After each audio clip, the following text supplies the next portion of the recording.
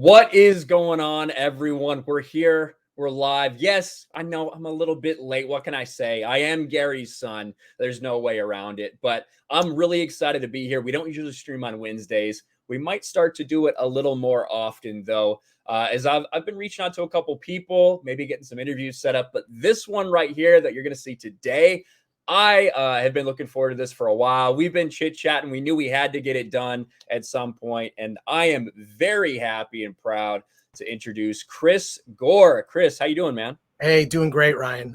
Really, yeah, we're on kind of like Gary time right now, right? Like a little bit late, like FNT, you know? Exactly.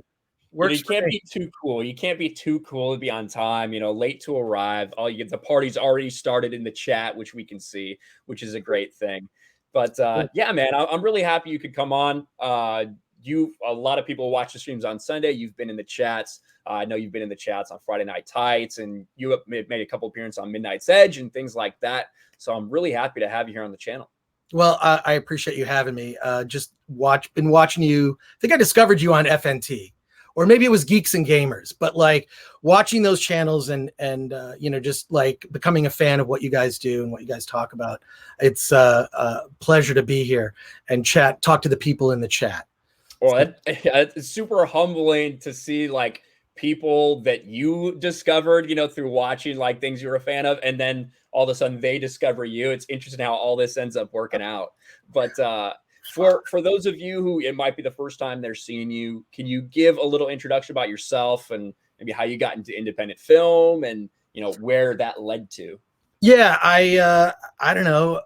I sort of came from the 80s in the fanzine scene, and I started a fanzine out of high school called Film Threat with a guy named Andre Seawood at Wayne State University. Dropped out of college, took that magazine and kind of built it up into this underground fanzine covering like underground films at the time, like filmmakers like they were considered underground, like Kevin Smith and whatnot. Then I moved to Los Angeles and I sold my magazine to Larry Flynt, of all people. Yes, that Larry Flynt, yes. Hustler fame, and did the magazine in the 90s. I started like a video distribution company, even did a DVD distribution company in the 2000s. I made films here and there. I did this movie called My Big Fat Independent Movie, like a parody of independent films, kind of mocking that stuff. So I've kind of been all around. I've also written books. Here's the irony. I wrote a book called The Ultimate Film Festival Survival Guide that's like required reading at certain film schools. So I'm a college dropout, and I'll go to colleges and I'll give speaking engagements to like guys at USC that are like all the rich kids, right? That I couldn't afford that school. But here I'm like, you got to read my book as part of the independent film studies program. So you have to read my book as part of your college courses. Exactly. What was your college experience like? I don't want to talk about that. Exactly. Well, yeah, I dropped out. I mean, it was just like, I couldn't afford it. I grew up, I didn't realize I was like poor until I got to high school, because, I was like, a single mom was raising me and my sister. You get to high school and you're like, oh, I can't afford to go to ski club. Like, why do I have like 3 pairs of pants and that's it? Like I didn't, but when you're loved by your family, having a lot of stuff doesn't matter. You really don't need all that shit, right? Like, yeah. Although I'm surrounded, I know I can see I don't know if you're on a green screen or what, but like, my place is just like, I got my I got my Star Wars Batman stuff here and Star Wars stuff. And it's just like, I'm surrounded in a room with all kinds of crazy collectibles. I just don't have them set up as nice as you, but so of course you got to call me out. Of course you got to call me out for my green screen. Oh, like, that's cool. No, it's fine. Who cares, man? It is a green screen now. Right. For the next week or so, but usually this is all real and all here. And I turn around and pull my books out when I'm bitching about Disney Star Wars stealing one of these stories. But yeah. No, I loved your thing about that book on Amazon that got like, you could buy it for like a minute. I went to buy it and it was gone. Like, oh, Heart of the Jedi. Insane that a bootleg copy of an unreleased novel from 30 years ago outsells Disney Star Wars new promoted books on May the 4th. Interesting how that works. That's crazy. So my thing is I've spent like time in print, like that was sort of the beginning of my career. Then I kind of fell into television, mainly because I had no interest in being on television. I was like a stay-at-home dad at the time, writing 2 books. And it was, I just didn't have I was like, I don't want to be on TV. The people on TV are stupid, and found out that to be mostly true. And kind of bopped around, did some shows. but I didn't really, I think the reason I kept getting hired is because I didn't care about being on TV.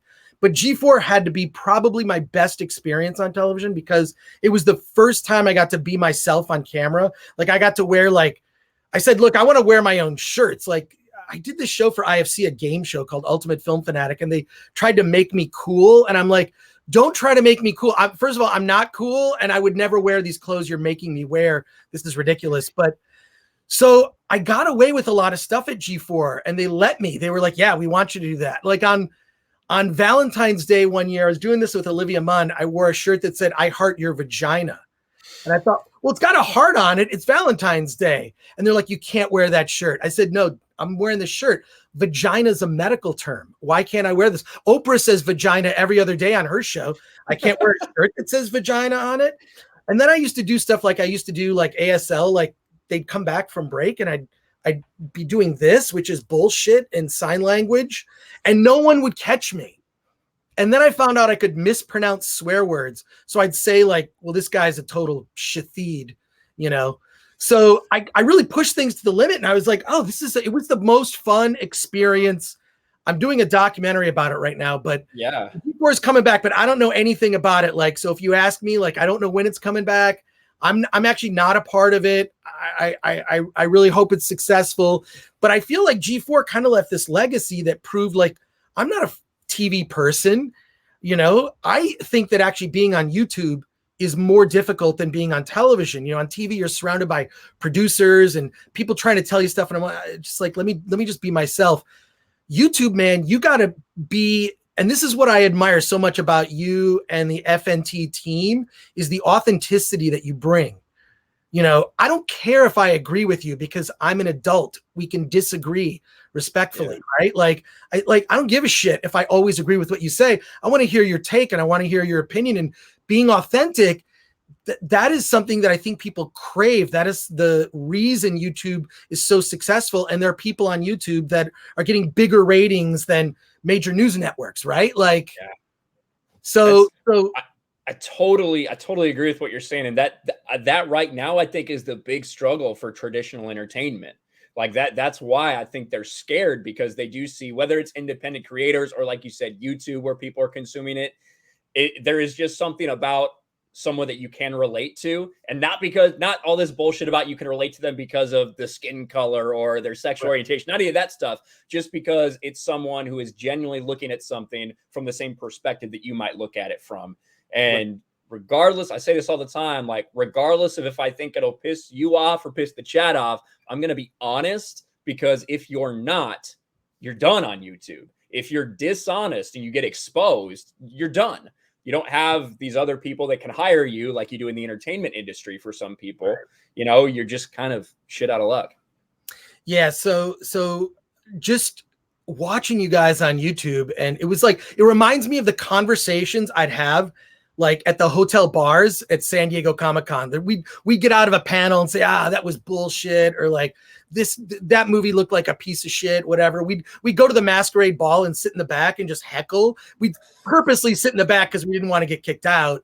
But like, it just reminds me of those great conversations, like Robert Meyer Burnett. I've been hanging out with him at Comic-Con since the 90s. Like, you know, like, he and I worked together on this magazine called Sci-Fi Universe, which was kind of an offshoot of Film Threat. I did a couple magazines that were offshoots of Film Threat. One called Wild Cartoon Kingdom, about cartoons and animation, and then Sci-Fi Universe, and that's how I met Rob. So we would just sit there, and it would be like this. We would just sit around. So when I hear your conversations, I'm like, oh, that's us, especially talking shit. Like, I used to own a motorcycle in LA until I almost got killed like 5 times. And I've got a couple friends that have like permanent links. I used to have a Triumph Daytona 500, like 1972. Like I stripped it to the frame, put it back together, used to ride it around LA because first of all, it was like $3 a week for gas. And then like insurance is like $100 a year because it was a classic bike.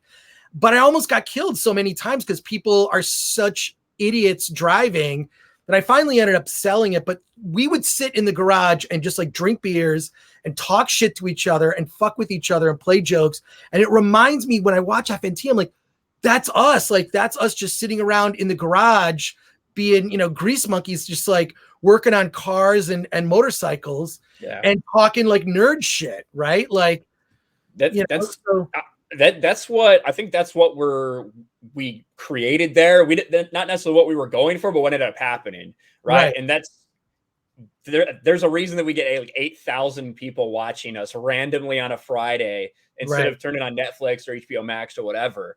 And it's those, to me, I've never screamed louder than at the people that I'm like closest to in my life, right? Whether it's about movies or whatever, you can scream to your blue in the face about Lord of the Rings or Star Wars, or like those comic book shop arguments that you have with people when you're filing through stuff and you start arguing about who the best Robin is. Obviously, it's Dick Grayson. If you don't say that, you're fucking wrong. But like that's just the arguments that we had, and it's sad that people can't argue anymore without it being some sort of offense or affront to somebody else. Yeah, that is sort of how I discovered. I'm like, I don't get this.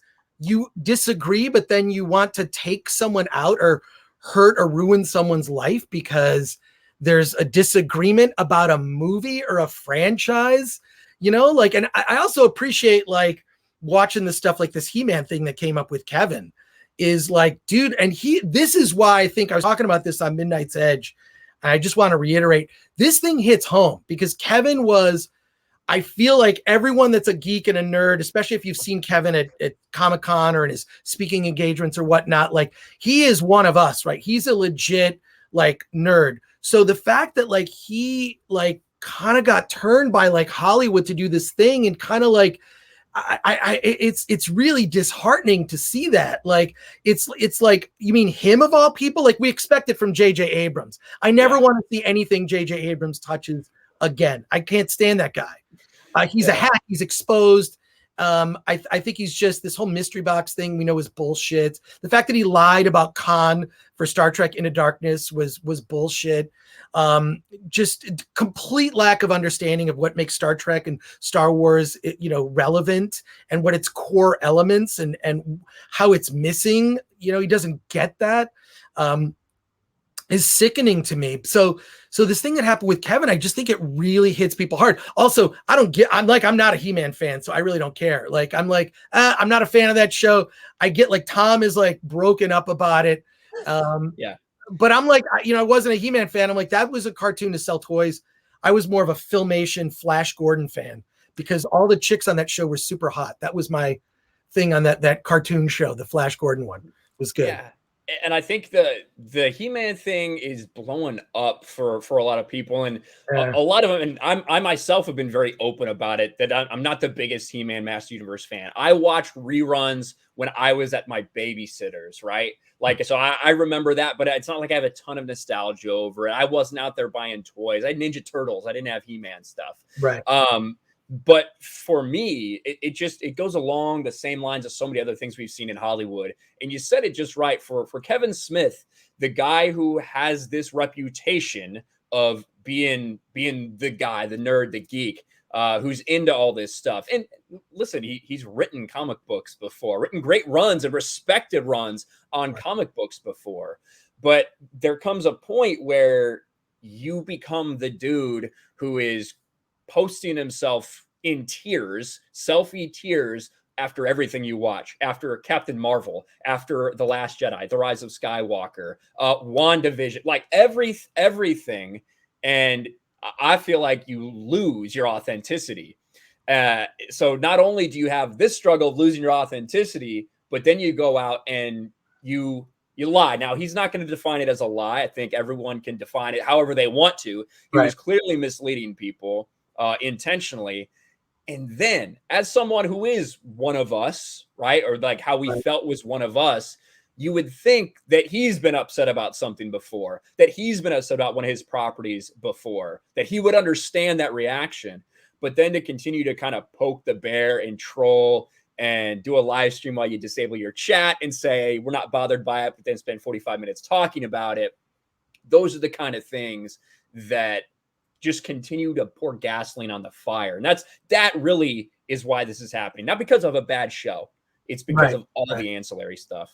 Well, and full disclosure, like I know Kevin, right? Like I've known him since the 90s. He used to read my magazine, and we put him on the cover of the magazine when Mallrats came out.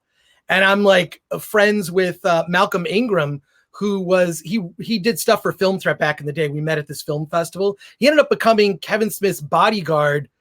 And then he has a really interesting story. He became Kevin Smith's bodyguard. He was the kind of guy where we would go to bars, like, in San Diego. There's a really great dive bar. I know where all the good dive bars are. The Tivoli in San Diego is one that's one of my favorites. That's always a great place to hang out. We would go and hang out with Malcolm, and he would I was like, dude, like, I know you're angry. I know you're pissed off. And we would have to stop him from getting in some bar fight with someone. It's like, dude, let's chill. Let's get a beer. That guy that looked at you wrong. Guys like that. I know you know guys like that, right? Yeah. Sometimes I have been a guy like that. Just kind of depends. But yeah. Some people are whatever. So then years later comes out, he makes this movie called Small Town Gay Bar, and he's like, dude, I just love dick. I'm gay. But he's not he's not, dude, this guy is huge. Like, he's huge and intimidating and big.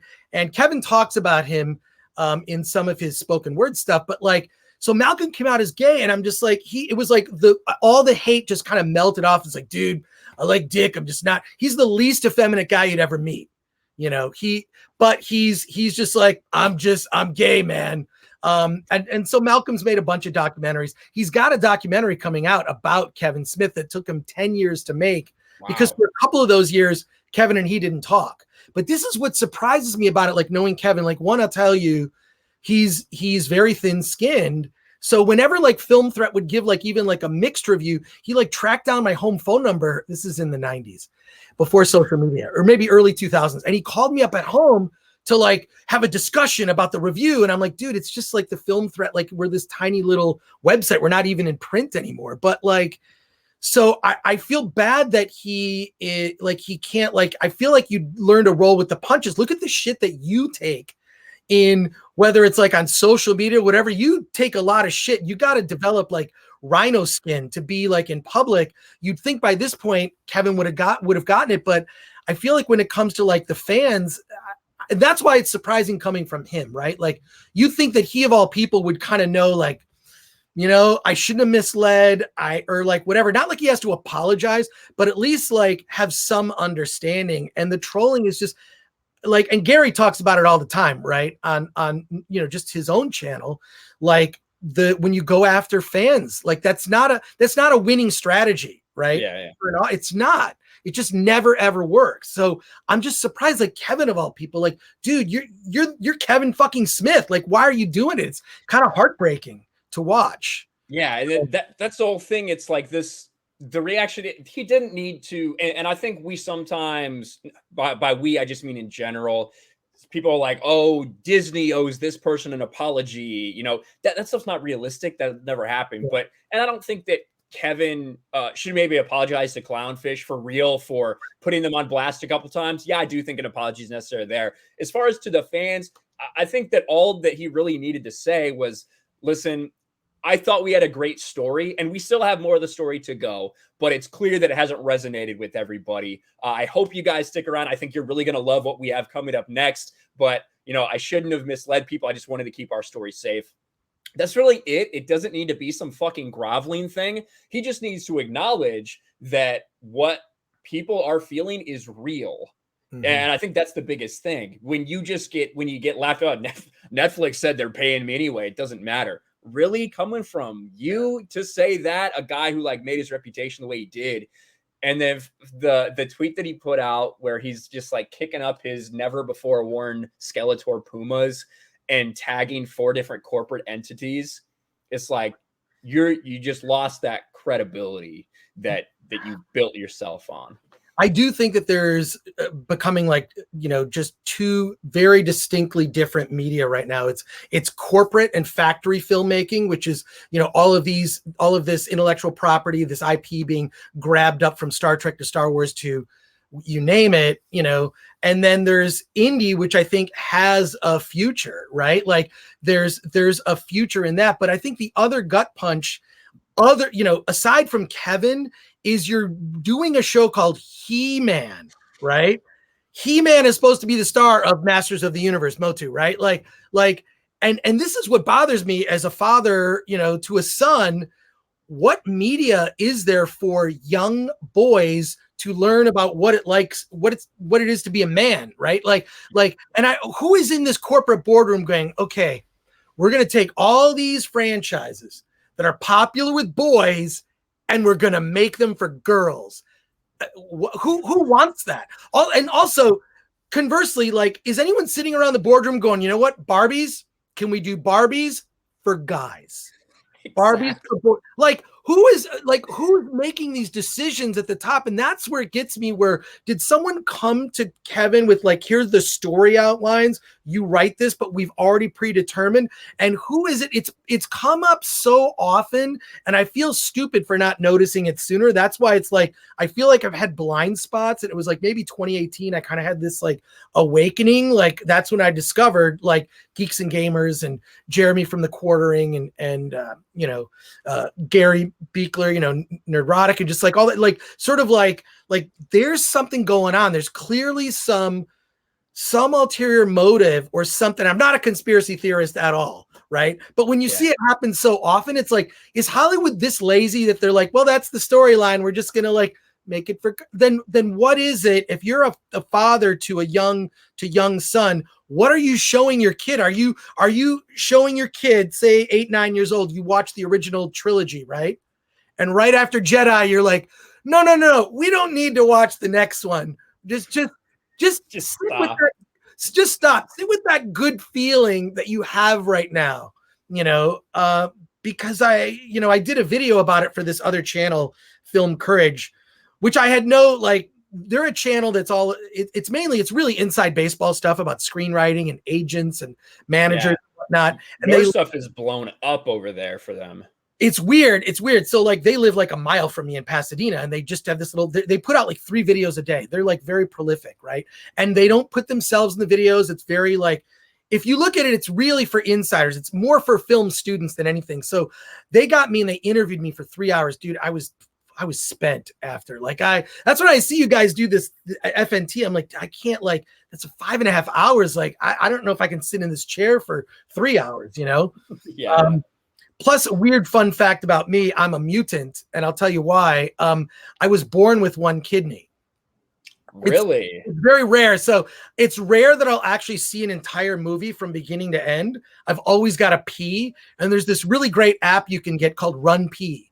And Run Pee like tells you, like, it tells you when to go to the bathroom. Tells you the best time to not miss anything. Not miss anything. And then it tells you after the movie, you look and it reveals like what you missed. So yeah, but I mostly watch movies at home or at the drive-in. But yeah, so I don't know what my mutant superpower is, but you know, whatever. I got to pee a lot. Yeah, so I don't know. It's weird that like there's no concerted effort to make, you know, a toy line or a franchise that is for girls for guys. I can't think of one example, and I can give you 10 examples of like, and I think that Marvel's really going to lose in this round because they vastly underestimate that the reason there are so many female Marvel fans is because they like beefcake, because they like, I mean, we did a video on it on the Film Threat YouTube channel, Topless Avengers. It's a trope that like, if you're a male Avenger or a male hero in the Marvel universe, you will take your top off, right? Yes. It doesn't matter if you're Ant-Man. You will do our 6-week steroid program. You will get jacked, and you will do a scene shirtless. Fuck yeah! So the reason I think that, like, you know, that there's so many. I mean, I'm sure you know, like a lot of women, like, they like Marvel. Why? They like the men in the Marvel universe. I don't know that this next round, when you look, the only thing that looks interesting to me is Shang-Chi, just because like I like Hong Kong action. I like Korean cinema. I like a lot of world cinema where they don't give a fuck about diversity. They just care about making like a good movie. Like, I don't think when I'm sitting there watching a Toho film from Japan, like, why aren't there more white people in this? I don't care. I don't care that there's more white people. Tell me a good story, a good Godzilla story doesn't need any white people. I don't give a shit, right? Like, we're not going, like, exactly, like, we're not going to China or Japan when they're like making some kind of like traditional like traditional ancient story that they're basing off and say, why aren't there white people in this? That doesn't make any sense, which is why I don't understand why anyone would do the same thing if we're telling stories about Celtic or Norse type of mythologies or stories. You know, I think you should stay true to the characters. And there's a reason Aquaman made it $1 billion, and why, you know, 65% audience is women. It's because Jason Momoa had his shirt off for a lot of that movie. True. And I think that is the thing with these corporations when they're doing this, that they don't realize that Star Wars, it's not just boys that like Star Wars. Was it geared towards boys? Yes, definitively. George Lucas has said that. Were there more male fans than female fans? Yes. But there's still a ton of female Star Wars fans that are out there that like it for what it was.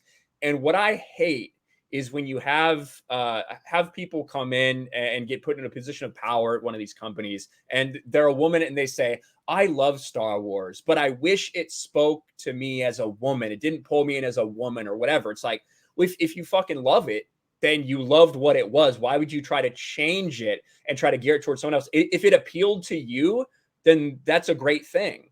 And that is the people that are driving away with this too, because those people came for the great story. Then they walked into Force Awakens and everything they should have known and loved about Disney, or about Star Wars, they should have realized that Disney had killed it before The Last Jedi was even a thing.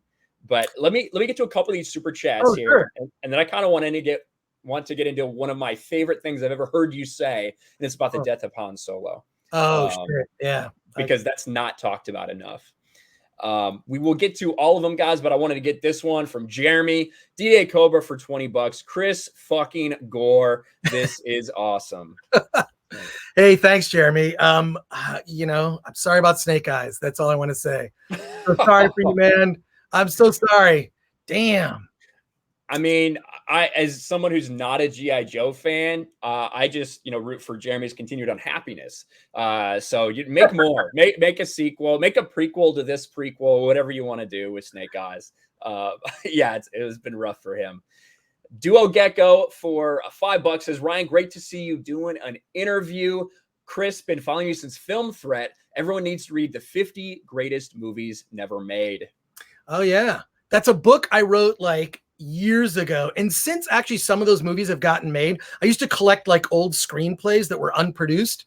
And the book it was originally supposed to be called 100 Greatest Movies Never Made. I was going to do a sequel, but you can get it used on Amazon if you want to check it out. It's kind of dated now, but it's all these great movies that were developed and never made. Like Stanley Kubrick was going to make a movie about Napoleon, starring Jack Nicholson of all people, where he was going to like hire the Romanian army to restage epic battles in Europe. Like, among other ones like Alfred Hitchcock movies that were never made, and animated films, National Lampoon movies, like a lot of weird movies that had they been made might have been really cool. I don't know if they'd be great, but yeah. Well, thank you for that. Wow, I haven't heard that brought up in a long time. So yeah, there you go, longtime fan. It's not that hard to write a book. I can teach you how to write a book in about 5 minutes. It's pretty easy if anyone would like to write a book. I don't know that there's much use in writing books if anyone reads them these days, but it's pretty, yeah. I always love it when Jeremy's coming at me with another video. I like, he's got that like riff, like it should be like a ringtone or something. He does. Some like other people try to recreate it, but it's just not the same. Can't do it. But look, I figured out a process to write a book. It's real simple, nonfiction. I spend about 6 months on an outline and I write like 500 to 1,000 words a day. The average book is 50 to 60,000 words. So it takes me about 6 weeks to 8 weeks to write a book. That's it. And if anybody, you want to contact me, go to filmthreat.com. There's a contact button. I see all those emails that come through. I'll send you an essay I wrote about how to write a book that's more detailed. If you really want to write a book, because here's the thing, because part of what I've done with Film Threat for years, I want to inspire people to do stuff. And that's the thing when Gary on Nerdrotic always says, we got to make our own stuff. I'm like, yes, that's what I've been saying for years. So, hey, Davina Duckworth, thank you very much. Yes. I'm more machine than man. I don't know. But like, you don't write a book, right? You don't write a screenplay. You don't make what you do is you do a little bit every day. right? Like that's how you build an audience on a YouTube channel, right? It can take a short time, it can take years. But if you write 1,000 words a day, after 2 months, you'll have enough material for a book. And I think now you're getting maybe some of the wrong people that have learned some of these processes that are trying to get their ideas out there. And you mentioned something earlier that got me thinking, that is something that I've tried to hammer home, is like the whole point of all fiction, whether it's a comic book or even like a video game that you're experiencing or a movie, the whole point of that is to see yourself in being someone who you're not, right? Yes. Who you identify with doesn't have to look like you. That's some narcissistic bullshit. I don't want whenever I play a video game, and go ahead, chat, make fun of me, I always choose female characters because I want to look at female characters. I'm always Chun-Li in Street Fighter. I just finished Cyberpunk 2077. I played as the chick, V. I wanted to watch a girl, right, in this thing. So the point of fiction is to be someone you are not, whether it's, a dolphin, if you play Echo the Dolphin, whether it's like some piece of fiction, not the same gender or ethnicity as you are. Like, I don't want, the whole point of fantasy is I want to be someone who I'm not, like, or Ripley, in the first Alien, I identified, she's the smartest one. She was like, don't let that shit in. Don't let Kane in, right? Like, she was the smartest one. I identified with her, but she's not written as a man. She's freaking Ellen Ripley, right? Like, I know it's the one you got to go back. It's too bad we have to go so far back. Or Carrie Fisher as Princess Leia in the original Star Wars trilogy, right? Like, she's a freaking badass, but she's not a man. She's not, she's a strong female character, and that's not a meme. That's not a pun. That's for real. Right. She's a strong female character. But that's what's all meaning. But like that's what really bothers me when people say, well, I want to see myself on screen. Well, it's like, you know what? Go into Second Life or go into like one of these MMOs where you design a character that looks exactly like you. Because I never do that. I don't want to look like me in a video game. I can see myself naked in the shower, which only I should see that, but you know what I'm saying? Like, exactly. You want, like, you create a dude who's just like a hulking beast of a man and he's got like a pink mohawk or like whatever. You can do whatever you want, right? Because that's what it is. And there was Lego did a study a long time ago to try to figure out why they couldn't get more girls to buy Legos, because they're just Legos. Like, why are we trying to do this? And they didn't really figure out anything to sell more Legos to girls. But what they did realize, because they studied like the behavioral patterns of kids when they played with things for both boys and girls. And I think this is one of the reasons that so many of these, fantasy or sci-fi, predominantly are kind of like male centric or male fan bases for a lot of them. Guys, when they got given a toy, they would kind of see themselves in whatever that thing was. So if you give a boy a toy, a Batman toy, he's going to pretend that he's Batman. You know what I mean? And like embody Batman and do all those things when he's put in that environment. And so often when they would give that to girls, the girls would change Batman to them. They sit Batman down and have a tea party. They do things like that. You know what I mean? And that's not everyone, and that's not every girl or every boy, but it's just one of those interesting behavioral differences that might explain why some of these things do cater to more of a male predominated fan base. And then when you try to change everything that it is, you shouldn't be surprised when all the guys who love that thing decide, what is this? You want me to stick around for some reason? No, I'm gone. It's really funny, especially when you look at comic books, whenever you're getting like Bat Dog or Crypto, you've run out of ideas, right? You know what I mean? It's like when you've got the Batman family or the Shazam family or whatever, it's like, that's just so lazy. It's like, you got Batman, you got Robin, we're good, but it's like, no, we have to have Batgirl and Batwoman and Supergirl in this. So when you look at actually the history of comic books and you see how these characters developed, and when it's always like they have to do the female version of every male superhero, which I find kind of weird. There's no Wonder Man, right? I mean, unless I'm wrong, I'm sure there is somewhere. Well, that's right. Technically there is a Wonder Man, but is it based on Wonder Woman? I don't know. I know there's a Wonder Man somewhere, but I don't know if it's like specifically like, a gender swapped Wonder Woman. Right. I don't recall. But yeah, you're right. That is typically the way it goes. And Wonder Woman is one of those few that does stand out, right?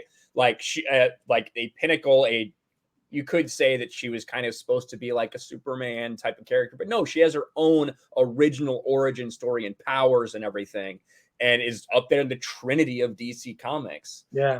But that's not enough sometimes. It's not good enough sometimes. We forget that Wonder Woman came out before Captain Marvel, because Captain Marvel was the first female superhero movie, according to Marvel, even though they forget they had, what was the one with Jennifer Garner? Elektra. Right. They had that, but nobody wants to mention that one, I suppose. It's all about promotion and a hurrah that we had for Brie Larson's Captain Marvel. But we do have a big super chat over in Streamlabs. Don, the mysterious Don, who shows up to all the Geeks and Gamers stream. We cannot confirm nor deny that it may be someone related with the 45th president of the United States. We don't know, but we do know that Don just shows up and drops bombs. So $100 over on Streamlabs. Thank you very much, good sir. Doesn't say anything as always, but yeah, Don is awesome. He's a big supporter of all the Geeks and Gamers and all the affiliated channel streams. So thank you, man. Appreciate you being here. Cool. Your Muslim uncle for $2 says Wayne State, Detroit. Oh, wow. Yeah, I'm from Wayne. I went to Wayne State for a couple of years. That's where I dropped out. Yeah, I went there literally like it was a commuter college. I was just like, I don't want to join a frat. I don't want to do that. I'm gonna go to bars and whatever and do my own social life. I want to just get through school. I wanted to actually move to California and go to USC and realized, oh, I can't afford that. Yeah. So really weird, funny story is I was just so bummed out. I'm like, I want to go to the school that George Lucas went to. I want to go to USC, right? Like I want to go there. And I was on there on a trip with my mom and sister to visit my uncle who lived on the West Coast. And I said, look, I just want to go to the campus of USC. So we went there. I went to the bookstore and I bought every book I could afford. And they're not cheap, textbooks, right? I bought every book I could afford, throw it in my luggage. And I was like, if I can't afford the education that these rich kids going to this school are getting, I will read every fucking book that they're reading. And I did. And then the books I couldn't afford to buy, I wrote down the names of the titles and the authors, and I read every book that was required reading at USC Film School. And then I passed out the list to everyone at my film class at Wayne State University, and of course ended up dropping out. But like, yeah, it's a weird thing. There's no correlation. Like later when I started like getting in the publishing industry and hiring people, there was no correlation between people who went to college and did the path and did everything right and whatever, or people who were high school dropouts who were just motivated hard workers. There was no like, and in fact, I would say the people like, God, Tarantino, he stopped going to school in 8th grade, right? He like, I didn't know it was 8th grade. Eighth grade. Yeah, he dropped out. It's so great. See, that's why I think like Tarantino to me just did that big, interview run where he did Rogan and a bunch of other shows. He did Bill Maher. And it was just great to see him like, wow, like, and you can see he's even holding back just a little bit about things he'd like to say. He's kind of just like throwing out a little like, hey, woke Hollywood, you may want to like pay attention to this because people don't. But see, in the indie film world, I've been around all this stuff. I've been around like indie movies have always been woke, right? But they're made for tiny audiences. We're talking about like, the football captain in Ohio that realizes he's gay and it's like some journey of discovery. And I'm like, that's a great movie for a small amount of people. But when you try to take those kinds of story elements and mix them into more mainstream fare, I don't think it works. I don't think that, I'm not sure that it's at least try to make it work on a larger level, try to have people be able to identify the thing we were talking about earlier. Like try to make me care about someone that's not me. Right. So, did you watch the Tomorrow War at all? Yeah, I did. I thought it was fun. I mean, for what it was, like my expectations were low. I'm like, all right, it's fun. I thought it was great. I like that guy, Sam Richardson. He's a Michigan guy. He was the black guy that was like the sidekick who was always like, he was on Veep. He was a writer on Veep and that guy is fun. So I like, he's in this movie called Werewolves Within, which is based on a video game I've never played. but the movie's pretty good. But yeah, what'd you think of the Tomorrow War? I enjoyed it for, like I say, for what it was. I think we need more movies like that. The reason that the Tomorrow War was kind of this like aberration is because 20 years ago or more, you used to have a ton of those movies, right? That it's not sitting there and trying to preach you some type of overall message or virtue signal, anything. It's literally just a story about a dude and his family and a bunch of action, right? It doesn't necessarily make a ton of sense when you really think about it. But it's supposed to be fun. You're supposed to sit there and watch your popcorn. Obviously, we all had microwave popcorn because it came out on Amazon. But it's something that you don't see a lot of anymore. Mm-hmm. That I feel like people are missing. We're missing just those easy, consumable shows like that, instead of everybody and every streamer trying to do like, a 10 episode, super long form, dark, gritty, fucking make you feel like shit at the end of it show, And I think that's where we've gone with streaming. Streaming is awesome because it's given people the possibility to tell different stories, right? Instead of your movie being 2 hours or 2.5 hours, you can have a 6, 8, 10 hour true story that people can binge watch. And it's changed the game, but I think it's people have gone too far that way. Now I think we need to kind of bring it back to that kind of light 2 hour, just have fun, and you leave a movie theater happy. And that's what Tomorrow War was for me. No, I'm glad it was a movie too. I look at like Netflix and I'm like, I don't want to get into another series, right? Just tell me something in 2 hours, or better yet, if it's a documentary or a comedy, give me 90 minutes. That's all you need to tell that. And when they go north of 2 hours, I think it's got to be really rare that you go north of 2 hours. I will say I'm looking forward to Suicide Squad. I hear good things. Someone from my team at Film Threat has seen it, and it's brutal. Like it's like unexpectedly like hyper violent is what it's being described, which is perfect. It should be. Yeah, it's what it should be. And I think that the 2016 Suicide Squad was during a time at Warner Brothers where obviously we know what happened with Justice League. We had similar stuff happen with the production of the Air Cut or the Suicide Squad, where David Ayer was going like a very serious, like hard R movie. That they saw the reaction people had to kind of Guardians of the Galaxy. They saw the reaction that people had, to Deadpool, and they were like, make it lighter and funnier, and they just beat it into submission. And obviously everything's blown up. What James Gunn has been saying, from what I've heard, is that a lot of the stuff that they went through, they've kind of given him just like freedom to do whatever he wanted. So it took people like, David Ayer, maybe Snyder, having their visions a little corrupted. And now Warner Brothers is like going the other direction, like, no, do what you want. Do what you want to do because we fucked this up so bad. But I don't know. I'm looking forward to it hesitantly, I suppose. I'm not going in with big expectations, but it looks like it could be a fun movie to watch. That's for sure. The fact that Starro is like the main villain, I don't know how they're doing that, but it is a shame that they're once again going to be referencing Superman in this movie, and Henry Cavill's not going to be in it.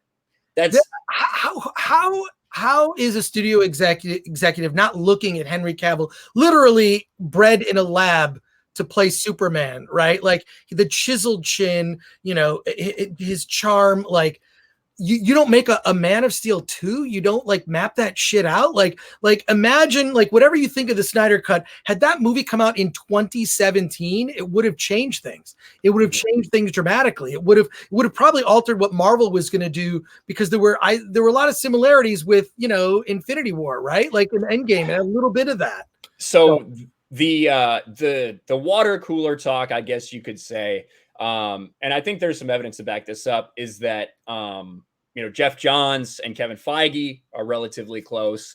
Jeff Johns was a part of building those storyboards, and when you look at the storyboard, what it would have been in the future for Justice League Part 2 or potentially 3 is really similar to what we saw happen in Infinity War and Endgame.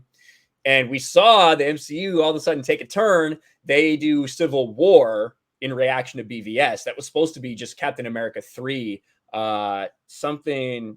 It was just supposed to be something about Hydra. I forget what the exact title was, but they shifted gears to have the same poster as BVS and have the same kind of theme. And then turns out, Infinity War and Endgame have the same plot as you were supposed to have for Justice League. So it would have been different. And I think it's good that finally got out there, regardless of how you feel about them.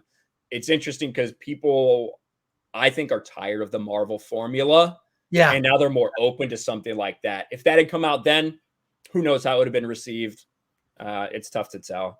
True. But I like that it doesn't feel like there's the checklist that Marvel feels like they have to have for every movie. It just, you can kind of smell it, or you notice it when you see it. You're like, oh, they're just checking off a list of things that some studio gave them notes. That's why I'm hoping James Gunn, and full disclosure, I've known James Gunn since the late 90s. He started in indie film. That's how I know all these guys. Back in the day, like Christopher Nolan and I were on a panel at Slam Dance in Park City, Utah. Like I knew these guys because this is where the studios pluck these filmmakers, right? And James Gunn, I met at the St. Louis Film Festival in the late 90s. He was doing like trauma movies. He did Tromeo and Juliet, before he did all these other horror films, like among others, like, and really kind of rose through the ranks. And I remember he was even like on Attack of the Show. He was kind of a recurring guest, and I'd see him in the green room. And I helped him get a couple of his movies into some film festivals. His then wife, Jenna Fisher, had made a movie, and I helped him get it into something. Anyways, sorry, I'm going off on little tangents here, but he was like sitting there going like, and he was telling me about like his pitch for like Guardians. And he goes, I don't know if I want to do this. If I do this, it's 3 years of my life, and that's all I'm doing.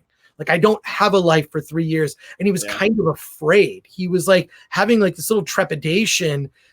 And then I saw him like just before it was going to come out. It was like the Christmas before Guardians came out. And he goes, I have no idea. They're just letting me do whatever the hell I want. Like, I don't understand.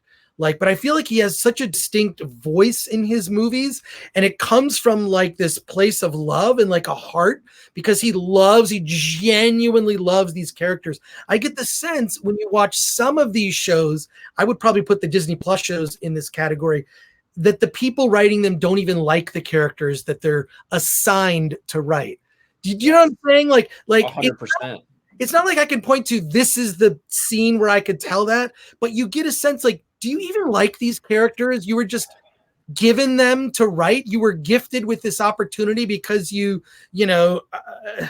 were just talking about Kevin, and like how Kevin got the He-Man job, right? Right. He wasn't a fan, but they wanted him to help come in there. And it's, you were talking about, both James Gunn and Kevin Smith being the indie scene first, coming out there. And that's what it used to be. It used to be you made a splash for yourself in the indie scene, and you got noticed for some, incredible thing, that really caught fire, or got somebody's eye. And then they brought you on, and to have that kind of vision. Now anymore, when you look at the MCU, like you said, it's like, it's the opposite. They already have everything written out. Like the executives, Disney is telling everyone what they're going to be doing.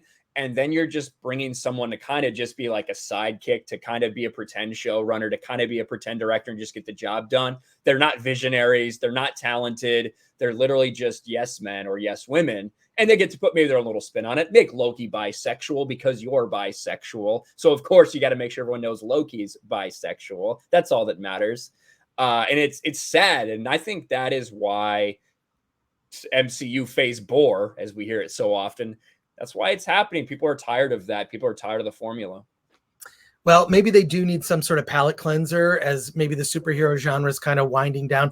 I just hope, like, as I like Fantastic Four was, along with Batman, probably my gateway comic book, and so if they fuck that up, and I'm fairly certain that Marvel will, I mean, it's like, when you look at what's happening, it's like, it's ridiculous. It's become a joke. Like, and also, by the way, Reed Richards, Mr. Fantastic, is based on Stan Lee. And it just struck me. I totally forgot about this, because I saw Black Widow and I'm like, oh yeah, I don't think there's a Stan Lee's not in it. There's no Stan Lee cameo. No. So, and that was always something that just made me smile. Like, I would always get, like, in the early, when Marvel got good, like, I get choked up watching that little Marvel thing at the beginning, because in my mind's eye, like as a kid who had newspaper routes when I was like 9 years old, riding my bike to get comics or Aurora model kits, I never thought I would see a movie with any of these characters that was good, because, you know, shit, I mean, with all due respect to the Lou Ferrigno, like Hulk and stuff, that was fine. Or that cheesy Spider-Man show in the 70s, like that stuff was whatever, you know, that's what they could do at the time. But I never thought, like, as an adult, like I'd live even long enough to like see this stuff is like amazing. Now it's like having it all like sort of torn down is sort of disheartening, you know, like undoing all this. Because I had heard a rumor that what they were going to do, they were actually going to recast the Avengers. Seriously, I heard this from someone I know who works with Marvel, that was like, there was talk of how things would end with Endgame is that Captain Marvel would have to go in the past and pluck all the Avengers from the past. So then basically the reboot would be the young Avengers. So there would be, the characters would still exist, right? Like Iron Man, Hulk, Captain America, but they would be like the 22-year-old versions of all those characters. So look, that's a rumor. I don't do rumors or those kind of things, because that, you know, and people also talk a lot of shit in this industry. There's a lot of things that I know that I'm like, well, we'll see if it happens. I mean, I hear the Dune Part 2 is in pre-pro right now, but I'm going to guess that they're going to wait until Dune comes out to announce that there's a second Dune movie. If it happens, we'll see. Well, yeah, I think everybody knows that it's going to be a two-parter. I don't know if you can really do it justice in one part. I know that's one thing you were excited about. You were telling me when you got back from, because you got to see that trailer a little bit early that everybody else will wait for the next day. I'm not special, by the way. I don't get invited. I'm not John Campea. I don't get invited. I don't get invited to like the hoity-toity, you know, sometimes, because I'm in this organization called the Critics' Choice Awards. I've been in it for like 20 years. So I vote in that organization, right? So I'll get screeners, okay? And then also through Film Threat, I see almost every indie movie that's coming through, even if it's like from some guy that like is in like Michigan. He's like, I made an indie movie. Will you review it? I'm like, fuck yeah, just send it to me. Here's how you do it. But like, so yeah, I'll get to see stuff, but I'm not special, right? I get invited to what they call the general press. Yeah. Okay? Yeah. But like a lot of the journalists, so-called journalists that I see now, they're like, the agenda comes before they've written the review, before they've seen the movie. And I noticed that. I'm like, don't you need to see this movie? And I kind of feel like I remember when Joker came out, right? And by the way, this is going to sound like the chat is probably going to take a shit on me for this, but like, I just know a lot of these people because I'm fucking old. I'm older than Gary Beaker. Okay. I'm fucking old dude. Right.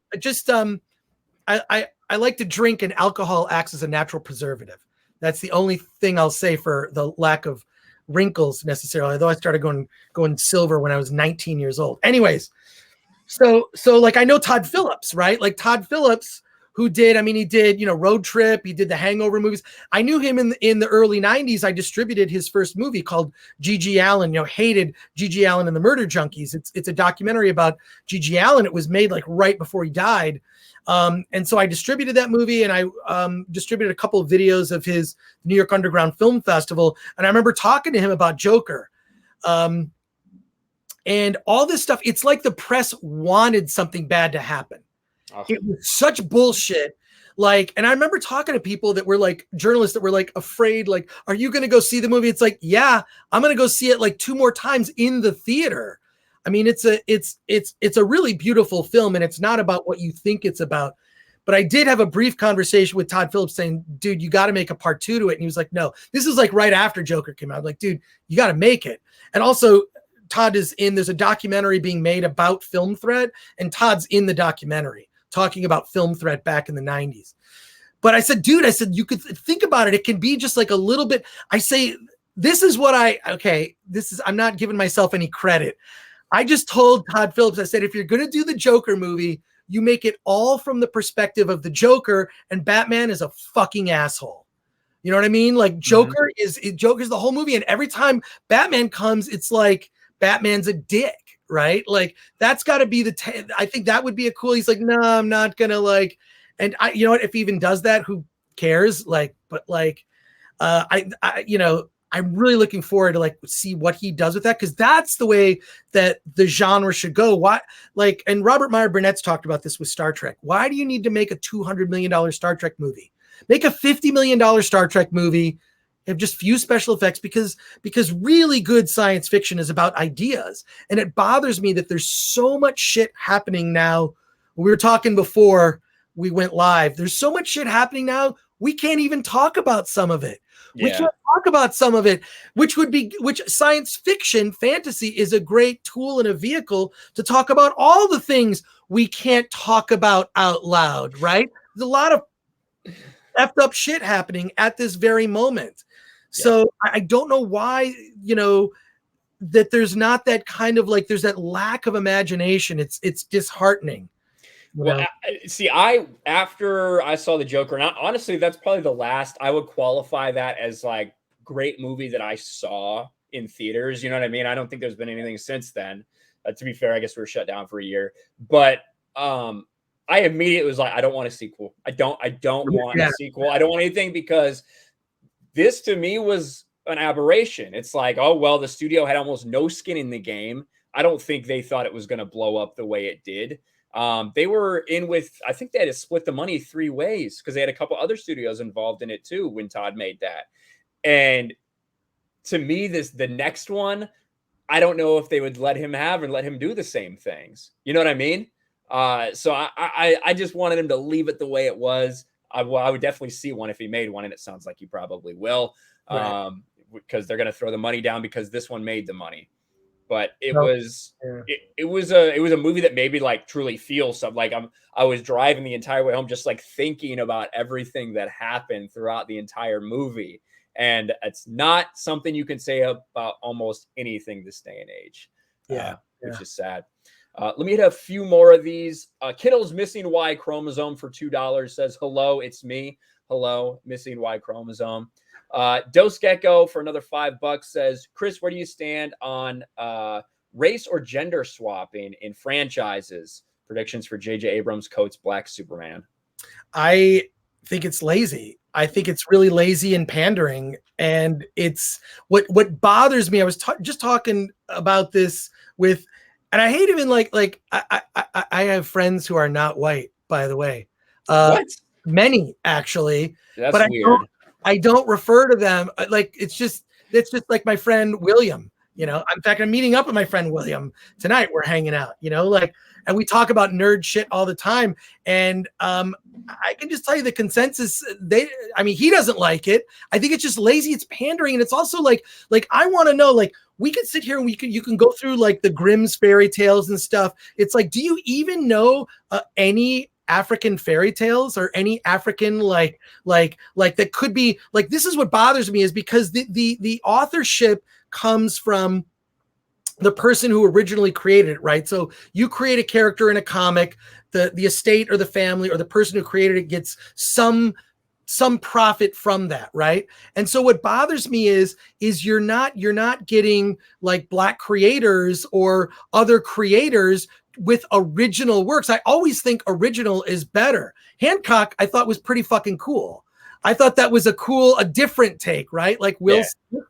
There's a buddy of mine, Mose, who always at Dragon Con dresses as Hancock, and he's fucking accurate Hancock. He's got the hat, he just like, it's perfect Hancock.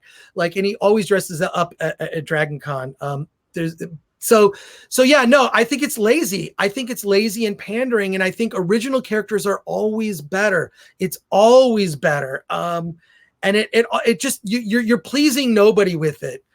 And I think that like, I think after a while, people are going to start to point this out, like, because it's now just become expected that they're going to do it. So yeah, it's literally like Snow White. Like, come on, like if there's one character whose entire existence is literally predicated like on the color of their skin, it's Snow White.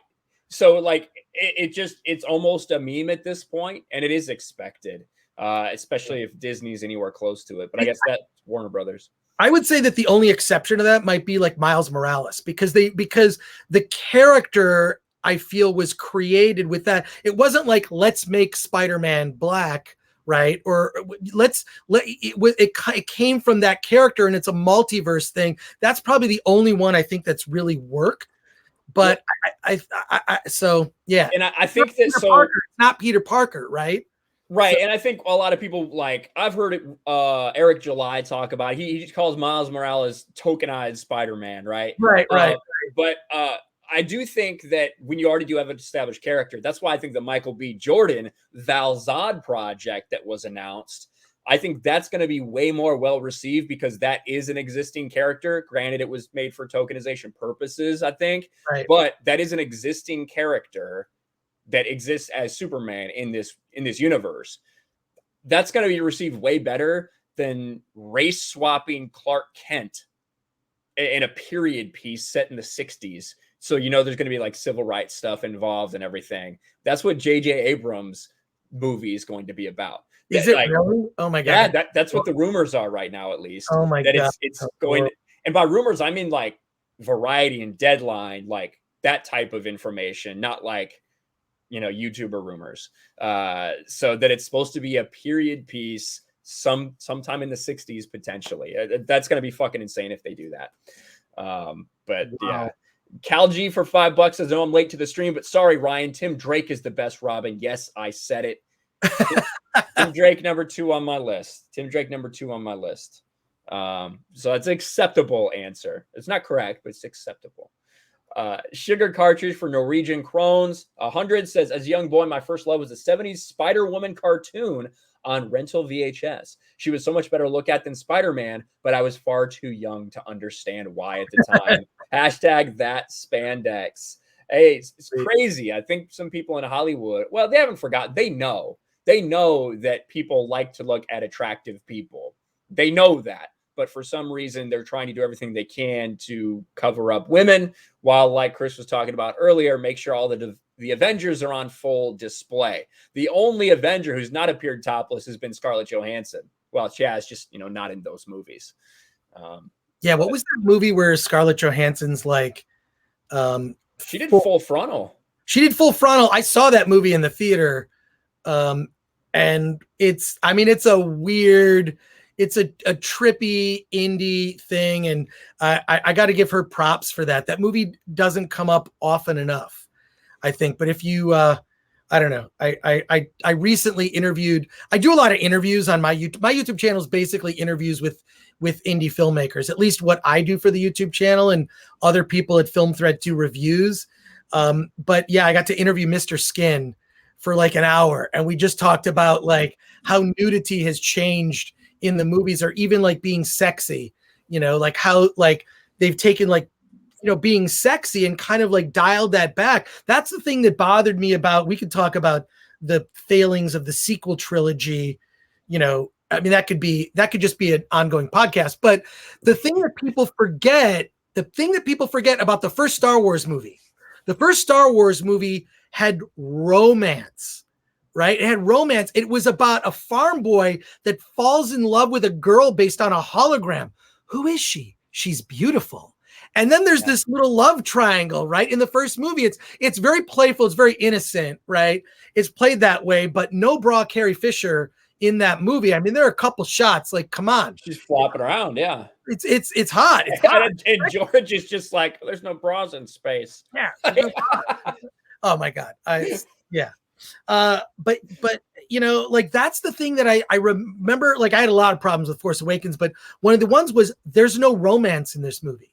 There is no romance, and if there was going to be one, it was going to be with Finn. He asked her, "Do you have a boyfriend?" Which is kind of such a dumb line, but like it's an anti-romance. Like they make it clear in the first 45 seconds they interact about 3 times. Yeah. She fucking makes it very clear that she wants nothing to do with him and wants no help from him. Nothing like that. You know, they went out of their way to make sure that would happen.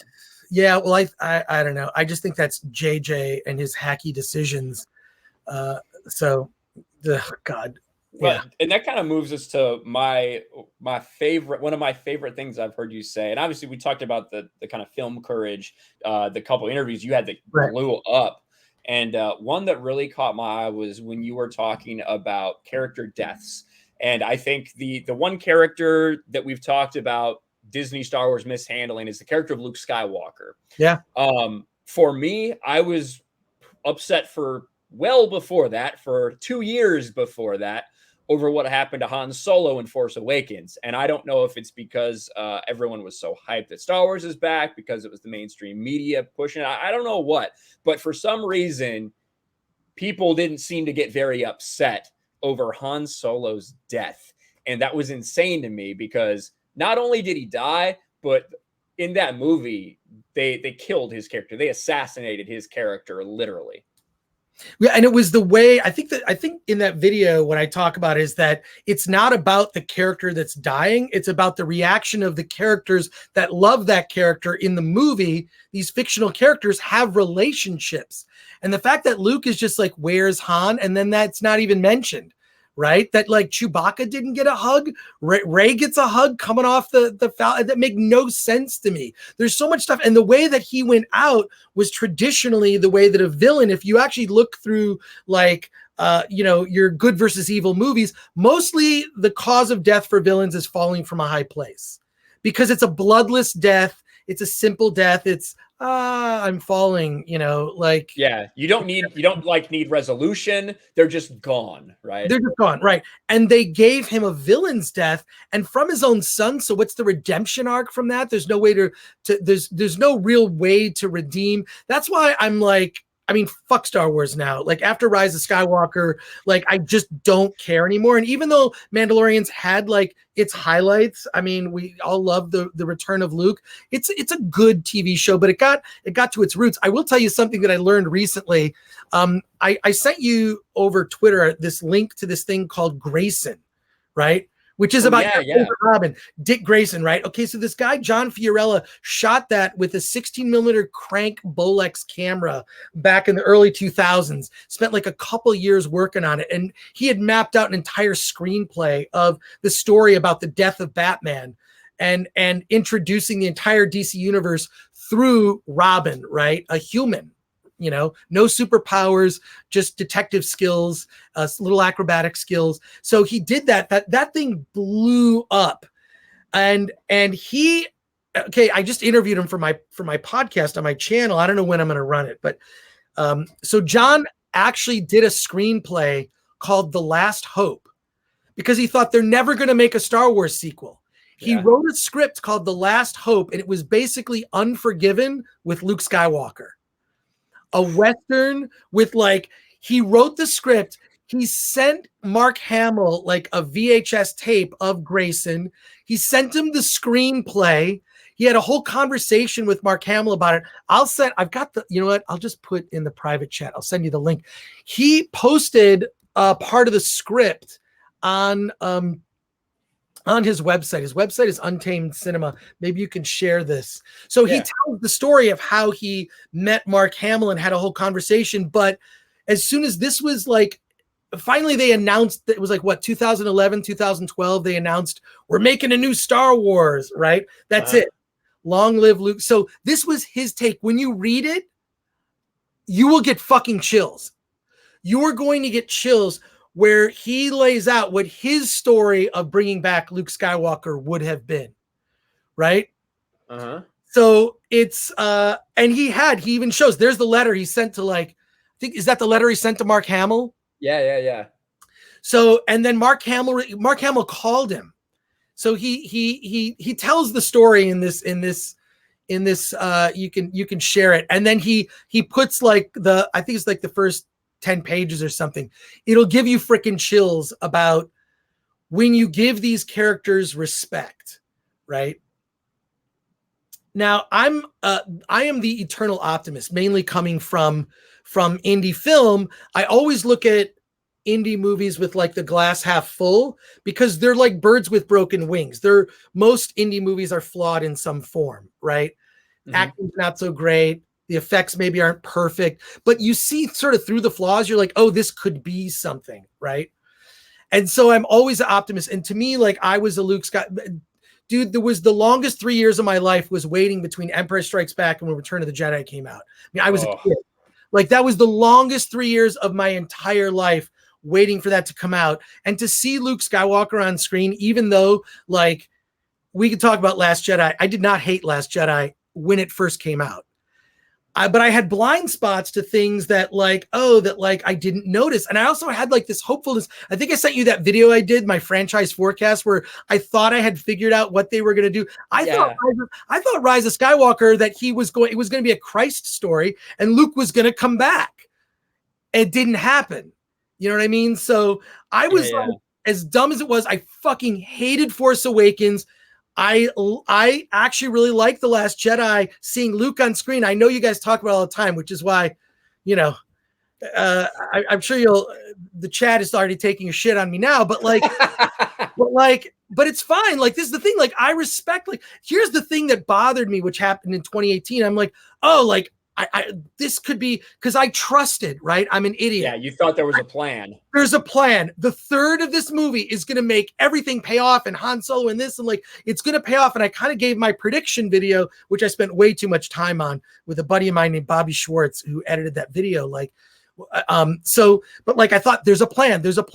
And then here's the thing that I noticed that really fucking bothered me, even more than my problems with Star Wars, was people were really angry at people that didn't like Last Jedi. And I'm like, why? I'm like, if you didn't like it, you just didn't like it. I'm hopeful the third movie is going to make it all come together and make sense. I like the thing where Luke is like, it's sort of a callback to a line from Empire Strikes Back, you know, like, I feel like I could take on the whole empire, you know, like that line, like, and he does take on the resistance in a way. It's sort of like have your cake and eat it too, right? Like, and to me, the best moments of the sequel trilogy are actually in Last Jedi, the throne room scene with Snoke. It's not like I'm trying to convince you. I'm just saying, here's where I stand, right? I hear what you're saying, yeah. But especially from like the idea of, you've seen so many different types of films and indie films and stuff like that. And it was definitely, I hated it, but it was bold. You can't say that. It wasn't like J.J. Abrams recycled garbage. Right. You know what I mean? Crazy. Yeah, so I get what you're saying. But like, here's the thing that bothered me. This is around 2018. And I'm like, why do people not like people who don't like The Last Jedi? Yeah. I'm like, why is that? And not only not like actively attack, like, what is going on with fandom? And it's not like it's the first time I've seen fandom, you know, like be kind of cruel and bullying. In like 2015, I had this panel. I used to do this panel at WonderCon in San Diego Comic-Con called Fanfic Theater, where we would write fanfic. First of all, we would lie. We would say, oh, we found this fanfic on the internet. We'd write this fanfic that was really fucked up and weird. And then we get comedians to act it out. Well, some girls on Tumblr, I'm talking about like teenage girls on Tumblr, found out that we were doing this fanfic theater at WonderCon. And it's not the first time people have tried to cancel me. So they harassed, and it was probably maybe 50 or 100, might have been like 100 different girls, obviously too young to go to a convention by themselves. You could probably look it up. But the thing, what was weird was it made The Hollywood Reporter and Variety did a story about it. Jesus. Because it was the first time, I think this was 2015. 2015, 2014, that like they canceled the panel. I remember working with the people from San Diego Comic-Con. They're like, yeah, can you just change the name of the panel? Which we ended up changing it. And then freaking John Schnepp was on that panel. Adrian Curry was there. She fucking swears like a sailor. I don't know how much know about Adrian Curry. I love her. I've known her for years. She used to be a model, right? Is that what she did? She was America's Next Top Model. She was right. She was in that. And then I just like, this is when I began to notice like, what is going on with fandom where people are trying to like, it's cool. If you want to do, you know, go do whatever panel you want to do. You guys have your conversations, the furries, you do you. People that are into anime, whenever I see a cosplay and I don't know what it is, it's always anime. I'm like, I have no idea what the fuck you are. Yeah. I'm sure it's anime. But like, I couldn't believe it. So the panel, so we ended up doing a panel, and then John Schnepp wrote a piece of fanfic during the panel based on suggestions that we read at the end. And the girl who got the panel canceled came and was live tweeting everything that we said with the most, but what happened, and it was, I noticed it was like Jeremy from the Quartering, Jeremy Geeks and Gamers, you know, and you know, you guys were doing videos. I don't know if you were doing videos. I didn't know if I wasn't. I didn't make a then. channel until August of 2019. So Yeah. a little before Rise of Skywalker. Yeah. Yeah. So, but I noticed, like, why do you not like someone because their opinion is different from yours? And I know JC Reifenberg. I don't know if you know who that is. He's a super uber nerd who he owns the Scum and Villainy Cantina in Hollywood with Kevin Smith. It's like a Star Wars bar. It's pretty awesome. But JC like hates The Last Jedi, and I would defend it, and we get in these conversations, but he had some really good points. He said, you can't have that big of a shift in a character and have all that story take place off screen. Yeah. You know what I mean? Like, if he the most optimistic person in the universe, and I'm just like, oh, this is interesting. So what I did was at San Diego Comic-Con and at Dragon Con, I did a panel called The Last Jedi Debate. I think I called it the panel Star Woke the Phantom Trigger. And I invited like people who like The Last Jedi and people who hated The Last Jedi. You would not believe. And in fact, at the time I was talking to Jeremy from the Quartering, and I'm like, are you going to be in San Diego? Do you want to be on this panel? And John Schnepp was supposed to be on the panel. And he passed away actually. Oh, as I'm walking to the panel, I got on social media, it was announced that he died. It's that was, I mean, I knew that guy since the early 90s, you know. Anyways, that's a whole sorry about that.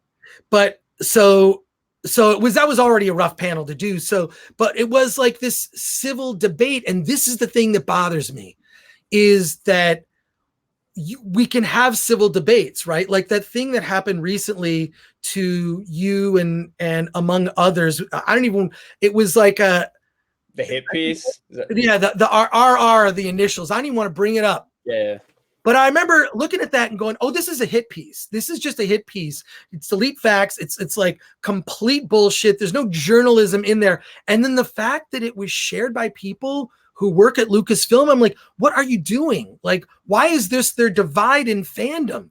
Why can't, if we disagree about something, the best part of fandom is, you know, having the discussion.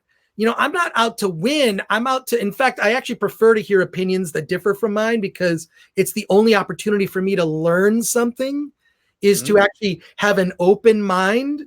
So when that thing started happening in 2018, I started to see this divide in the fandom, and people go after people that I liked. Like, I'm like, I don't give a fuck. I don't have to, like, I think I told you, like, I don't have to agree with people. I'm an adult. And this is the problem that's now exists, is respectfully disagreeing with everyone. How do we do that? We've lost the ability to do that online. And I feel like we can't accomplish anything if we're fighting over trivial shit. And to me, it's actually not trivial, right? Like, I think it means a lot, you know, to us that have been following this for years. I mean, so that's when I began to see this divide. And it really, really bothered me that there'd be, that you or Gary or Jeremy would be considered so threatening that they'll be actively attacked and actively gone after, or, you know, taking down Twitter accounts and stuff, like, as getting canceled, right? Like, yeah, I mean, that's the whole thing, Chris. The idea that there are people at Lucasfilm, and there are people at Lucasfilm, you know, holders of one of the biggest IPs in the history of the world, Star Wars, right? That have, it's not actually a list on a wall, but right. You know, that Jeremy, Gary, me, Drunk 3PO, right? That they're so threatened by us and hate us so much. People that are in a spare room with a webcam and a microphone. The fact that you are threatened by us at all means that what you've been putting out is bad. It is not resonating with people. If you truly are threatened by us small time people like this, you know what I mean? And that just that just puts it into perspective. It's like, wow, we really bother them that much because what we're saying is resonating with people. Well, when you see the failure of the High Republic, right? Like, is anyone talking about it? Like, other than the official show that's on the Star Wars channel, is there like they dropped a new thing about the High Republic? I mean, it looks like it's so lazy when you look at it. They had like that rock character. I mean, you could not. I mean, are they trolling now? Like, it's so dumb. Like it just looks like bad fanfic, right? Like, or a bad fan film. When I remember seeing that first piece of art that was revealed, and I'm like, who the fuck are they hiring to do this? Like, it looks so lazy. It's bad.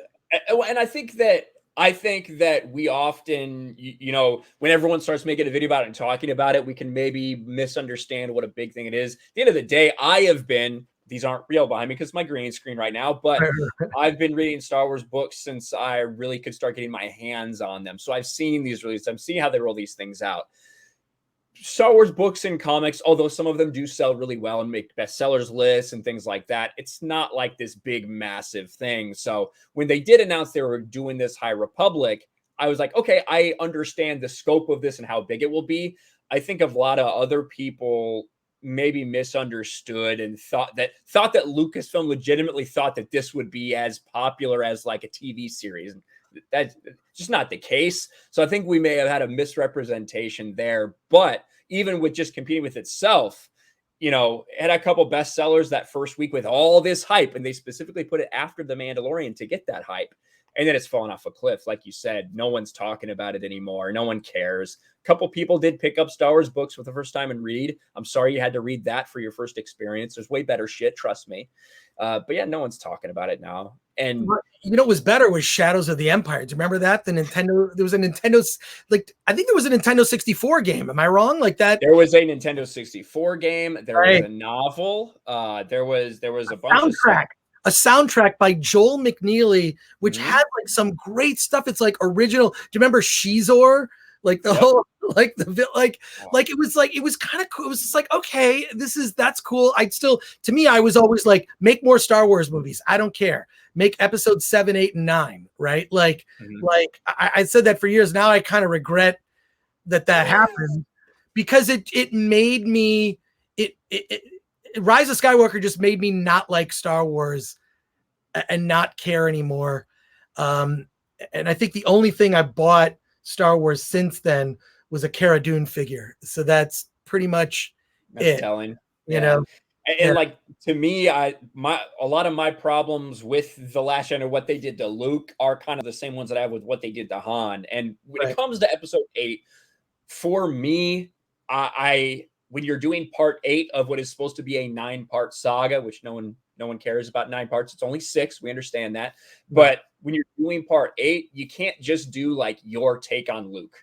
You can't approach it from that way, in my opinion. And like you said, you can't tell that story off screen and not explain it. So that was a massive problem. When it comes to Han Solo, I was looking around. I didn't understand why people weren't mad. You're telling me that this dude who, the original trilogy, you see him go from a guy who is scummy. He's only cares about himself. He only cares about making money. He murders someone in cold blood. Of course, he was probably going to get killed or captured or whatever, by Greedo, but still, he fucking murdered him. And it clearly wasn't the first time he had done so, as he casually flips a coin like a badass to say sorry for the mess. He goes from that dude, makes a couple decisions that do show he has a heart and he has loyalty and there's good in there. Go fast forward to Empire. He's still trying to get away from the rebellion. But he is truly attached to these people. Fast forward to Return of the Jedi. And, he is a dude. He is a general. He is someone who cares about his friends, who's willing to give up his life for this cause and for the people he cares about. Fantastic. That's why Han Solo is so fucking popular. A fantastic character that goes through a true arc. What they did at the beginning of Force Awakens, they just reset him back to step 1. Like, none of that fucking matters. He's a deadbeat dad. He's a failed husband, a failed father. He owes money to more people than he can keep track of. And him and Chewbacca are just meandering around the galaxy, trying to look for the next big score, just like they were when they walked in the Mos Eisley Cantina in Star Wars. That, to me, was so fucking disrespectful. And I get that Harrison Ford wanted to die, wanted to be killed off. You know what? 100% believe that he did. I know he did. I know he doesn't care about that character like he cares about Indiana Jones. You could have written it so many different ways to have his sacrifice be meaningful in that moment. And it was just done so poorly. It's unconscionable. And that here's what's annoying is that there were other people there that could have pointed this out. The other people there that like, wouldn't it be a better death scene if, you know, if he was maybe mortally wounded and, you know, Luke was the one when that lightsaber was trembling, it went to Luke Skywalker. I think all of us were just like, oh, and then it goes to Rey. It was like, what the fuck? That was so dumb. It was so dumb. It should have gone to Luke, and then Luke, you know, it's like, and then Han Solo could have had his death scene. Princess Leia comes with all the ships and whatever, and there's like then he has like a death scene. How we doing? Same as always. You know, like there could have been like a callbacks and just like a proper death scene. It was handled with such disrespect for that character. And I think the comparison I made was to the death of Spock in Star Trek 2. It's like, he has that death scene with Kirk, his best friend in the galaxy. The death has meaning because it's an act of self-sacrifice. He saves the entire ship, right?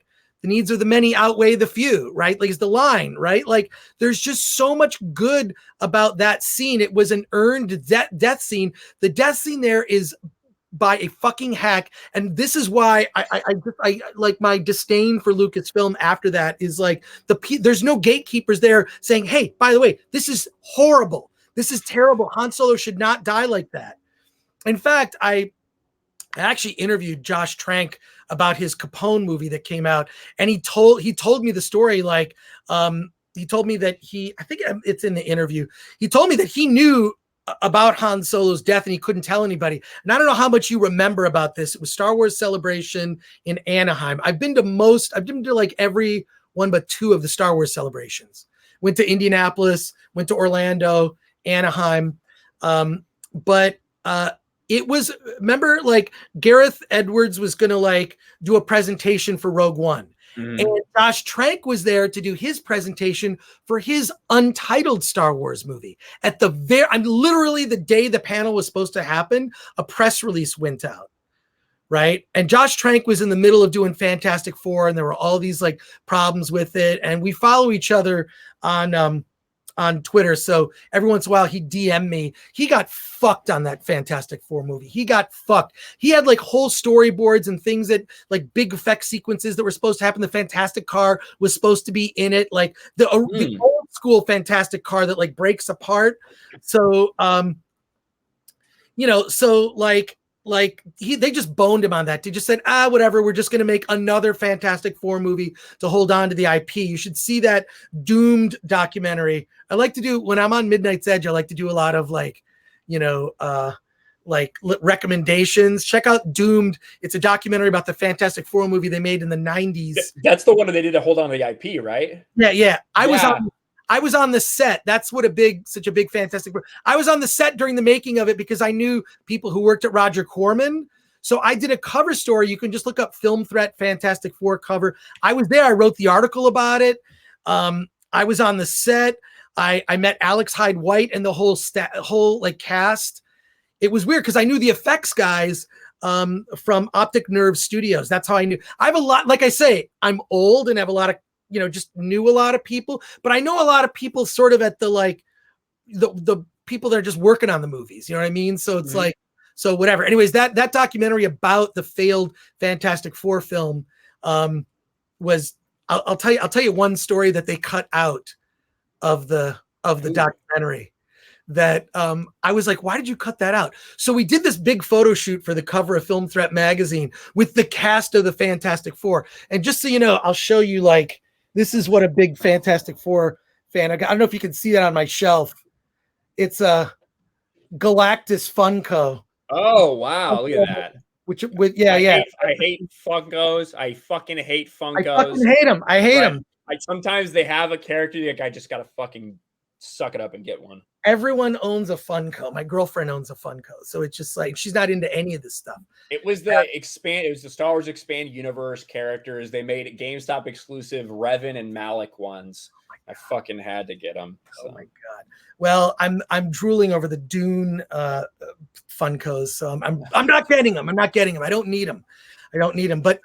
But yeah, so I was talking to him about it, and he got fucked, and then they pulled the rug out from under him. I think he's really glad he didn't make this movie, and I've just always heard stories about within Lucasfilm. What I would say, I'd ask like, so how? This is before any of the Star Wars movies came out, the sequels. I said, how's it going to be?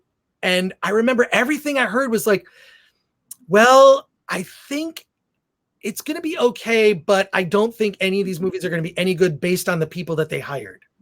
And I'm not talking about Kathleen Kennedy. I'm talking about the people, like just the general culture within there. It's a miracle that Jon Favreau and Filoni have been able to do at least something watchable with The Mandalorian. And by the way, people forget, Jon Favreau was up to do episode 7.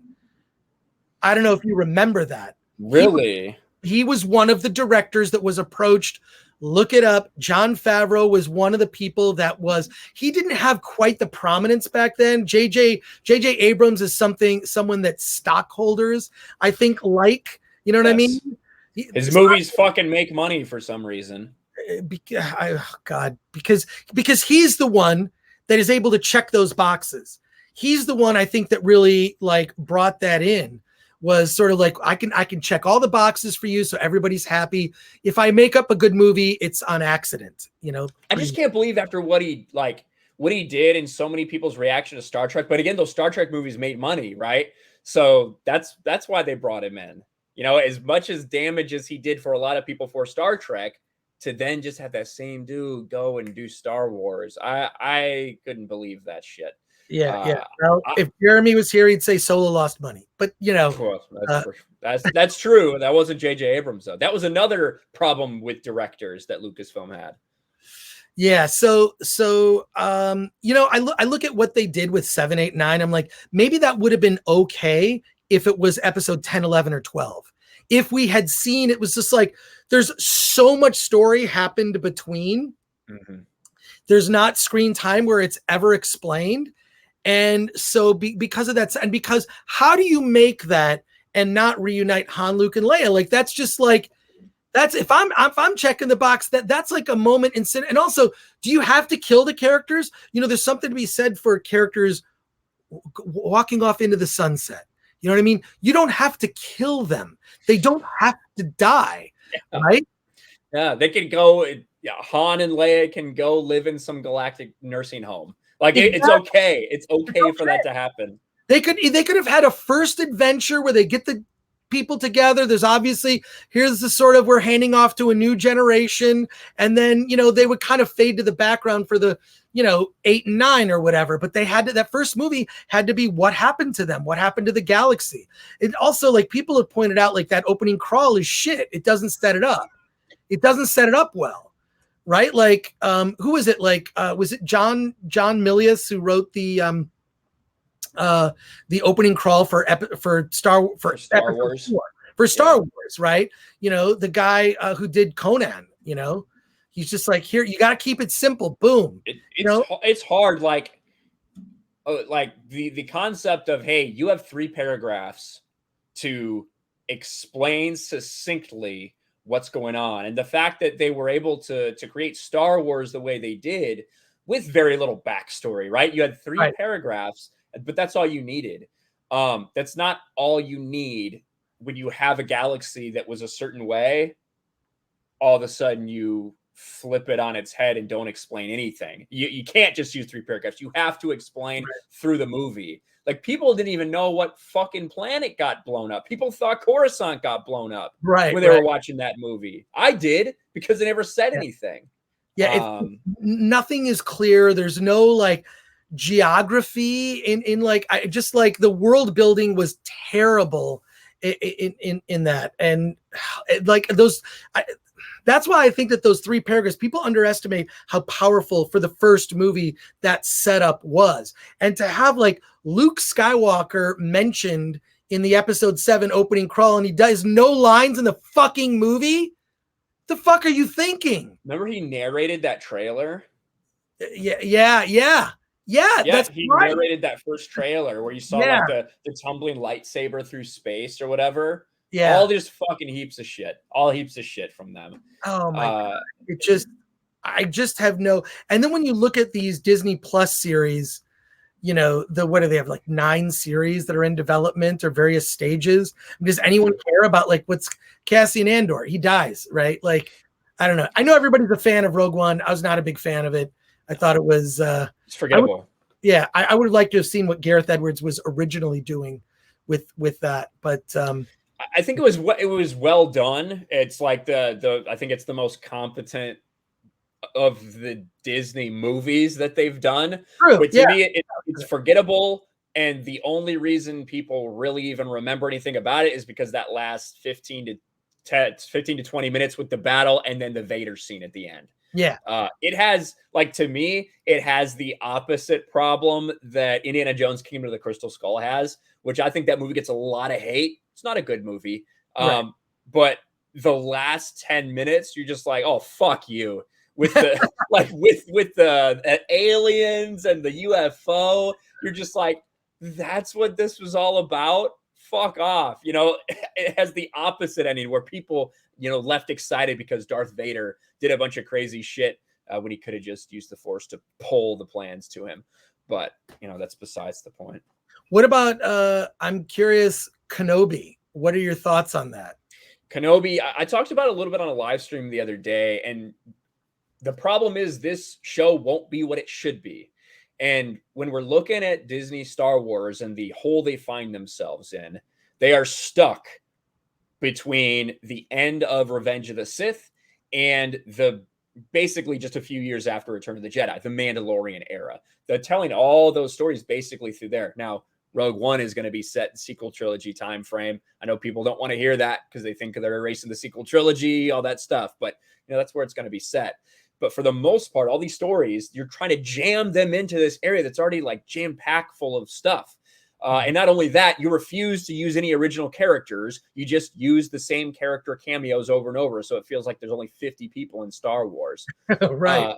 But what this should be is what the book Kenobi was by John Jackson Miller. It's a small, contained story about Obi-Wan coming to terms with the rest of his life. Him contemplating on his failures as a master, as a brother, as a father, you know, in a lot of ways to Anakin. Him trying to get in touch with Qui-Gon and do this thing for Yoda. And him trying to not really be a Jedi anymore, which is difficult, to not just jump into action at everything when he has a bigger, grander mission. And what they end up telling is a small kind of Western type of story where there's this very small town that's in trouble because of Tusken Raiders, but there's some kind of gangsters that are getting involved in the town. So he tries to stay not involved, but eventually he finds himself, the Force continuing to pull him into things. So he finds these ways, and it's a small story. It's a small story that's not some galactic level threat because it can't be. It can't be some galactic level threat because that's not the story you should be telling.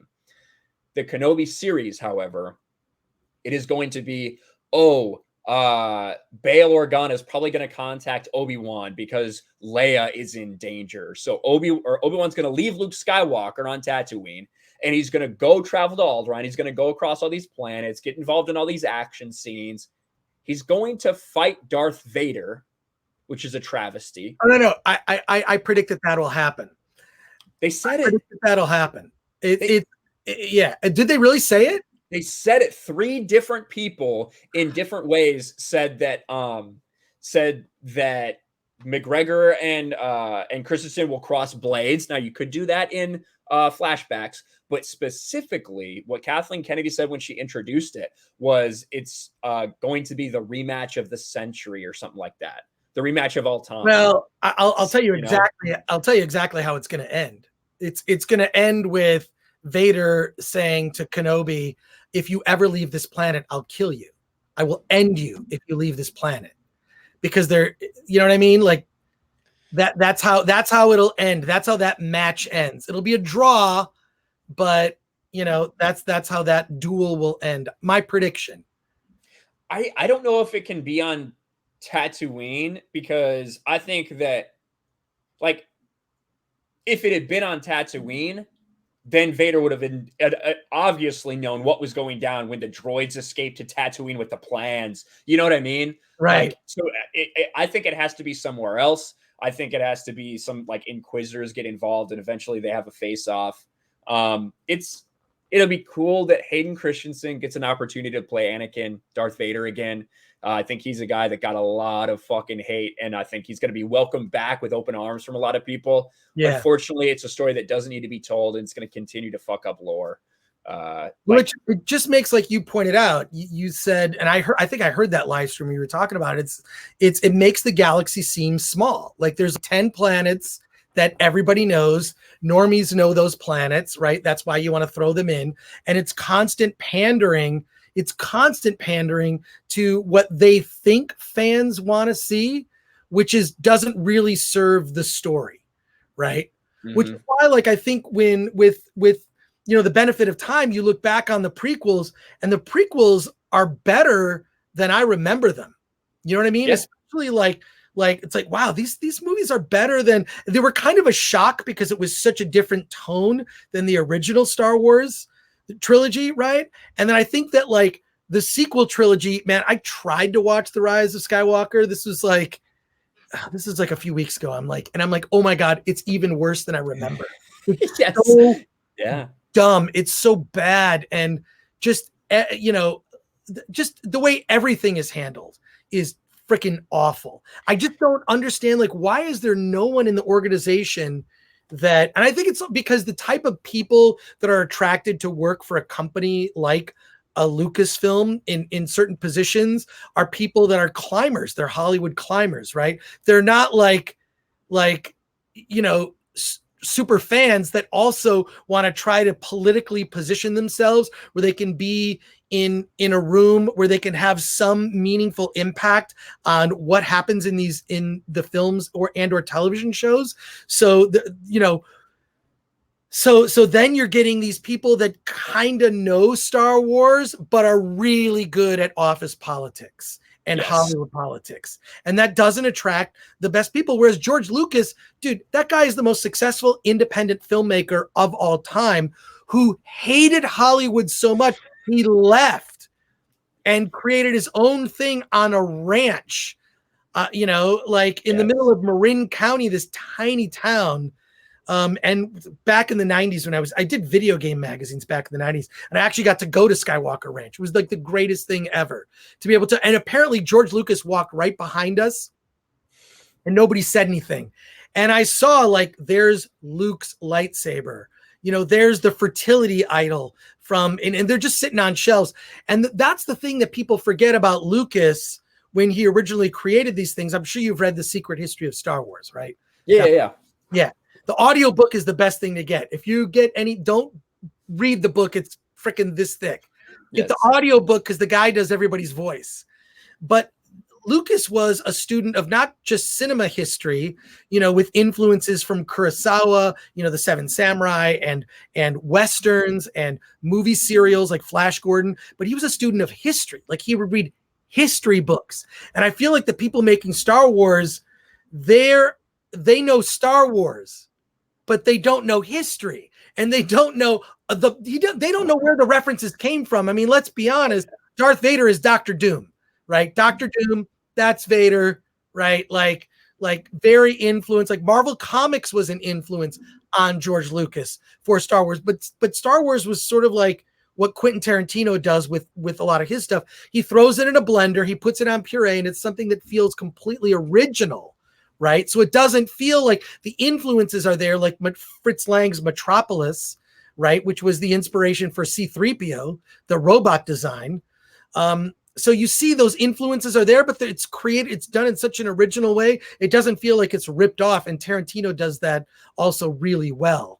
So I just Yeah. And it's like cool to see the original ideas that he had and how they evolved as far as the roles of, Luke Skywalker or Darth Vader or Luke Starkiller or whatever. You know what I mean? Which was apparently the story is that they had to reshoot that scene. I'm Luke Skywalker, I'm here to rescue you. There's footage of him saying, I'm Luke Starkiller, I'm here to rescue you. I've never seen that. That's pretty interesting. That footage exists, apparently. So I think Mark Hamill talked about that. He did a lot of, I went down a rabbit hole of Mark Hamill interviews, and he did this interview in London at some prestigious event, and he talked about, that was one of the stories that was told, like he had to like redo that dialogue because George Lucas kind of changed his mind. It's Skywalker, not Starkiller. Yeah. So, and then J.J. Abrams, being a hack, reused the name later. Oh, Starkiller Base. The fans will love it.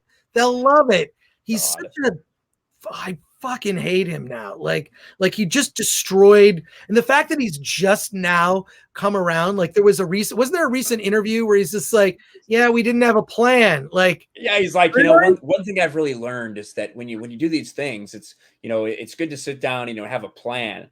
You fucking kidding me? You didn't figure it out with Lost. You didn't figure that out with Star Trek. You didn't figure out with any of this shit. It takes fucking up Star Wars completely. And I listen, in 2012, again, I read all these books. I had this idea of everything that happened after Return of the Jedi. Would George have used all of it? Of course not. He fucking do his own thing. But he would use some of it. There's no doubt in my mind. He mentioned it. This man mentioned it to Stephen Colbert doing an interview when he was like, well, they're not using my plans, they're doing something else. And he's like, the story of Star Wars was supposed to be about, the children, the parents, or, the parents, the children, and the grandchildren. Right. And he says, it's not a secret. It's all right there in the novels. So he definitely would have used some of that stuff. And to me, they had it on a silver platter. They had a guideline for things that they could have done and used for the sequels, which would have included introducing the children of Han and of Luke, right? You could have Ben Skywalker, which makes a lot more fucking sense to have Ben Skywalker than Ben Solo, when Han knew him for like a fucking minute and Leia knew him as Obi-Wan. But you know what they're going to do with this fucking Obi-Wan show? He's going to introduce himself. He's going to be like, oh, I'm Ben. That's what's going to fucking happen. So they can make an excuse for Kylo being named Ben. And then, Jaina Solo, who is I'm going to say it again, a strong female character, heaven forbid, who has her father's piloting skill and her mother's force skills, with the blood of Vader running through her. And those could have been your two protagonists going forward. It would have been perfect. They have a true connection. You could have had all three of them together, kind of turning it over, giving them the mantle, tossing the baton. But they decided that they want to go with J.J. Abrams, that they wanted to forget the past, kill it if you have to. And we've seen the result. Well, I'm sure you've read the Zahn books. There's so much good material in that. And the fact that like Thrawn is going to be somehow woven into these Disney Plus shows is, it shows that like, look, that those stories, they wipe them away like, oh, none of that's canon, which was so stupid, right? Like that was just such a dumb move. They're still, even though they said that, they're still mining it for story material. I don't know if you heard I'm sure you heard the Ezra casting is going to be the actor from, that's not a terrible choice, actually. I hated that movie. Space Aladdin gets played by actual Aladdin, so I guess it makes sense. It does. Like that's not a terrible movie. It's just that like I wish I gave a shit. Like I just, I only still have a Disney Plus subscription because they made this offer to D23 members. It was like 3 years in advance, right? 3 years in advance, and I was like, oh, that's cheap. And now I have it, even though like I never finished WandaVision. I watched like the first episode of, Falcon and Winter Soldier. And I grew up reading those like old school Captain America comics with the Falcon in it. I freaking love them. The Falcon, it was like it looked like an Ice Capades outfit. It was kind of cheesy. right? But Sam Wilson, I love freaking Sam Wilson. You know, as he was a real character that had like respect and lore behind him, and they took that away so that he could just be Captain America. I guess, but it just would have been so much better. I think it was on one of the FNTs, it was saying like, they should have had Steve Rogers in it. And with Sam saying something like, oh, I'm not I couldn't be Captain America. He goes, and then Steve Rogers looks at him, I'm looking at Captain America. You know what I mean? Like there should have been a better handoff than it's just the shield. That's not enough. It's, because Captain America was Captain America before he took the super serum, right? He was the guy that's like, I could do this all day. He's this wimpy kid, the wimpy kid in all of us. I was a pretty gangly, skinny, wimpy kid when I was in high school. So, but had the spirit, right? That's Captain America didn't need that super serum, right? I mean, it made him stronger. He had the heart of Captain America jumping on that grenade. Like there's just so many great character things in that first Captain America movie. I think it's underestimated.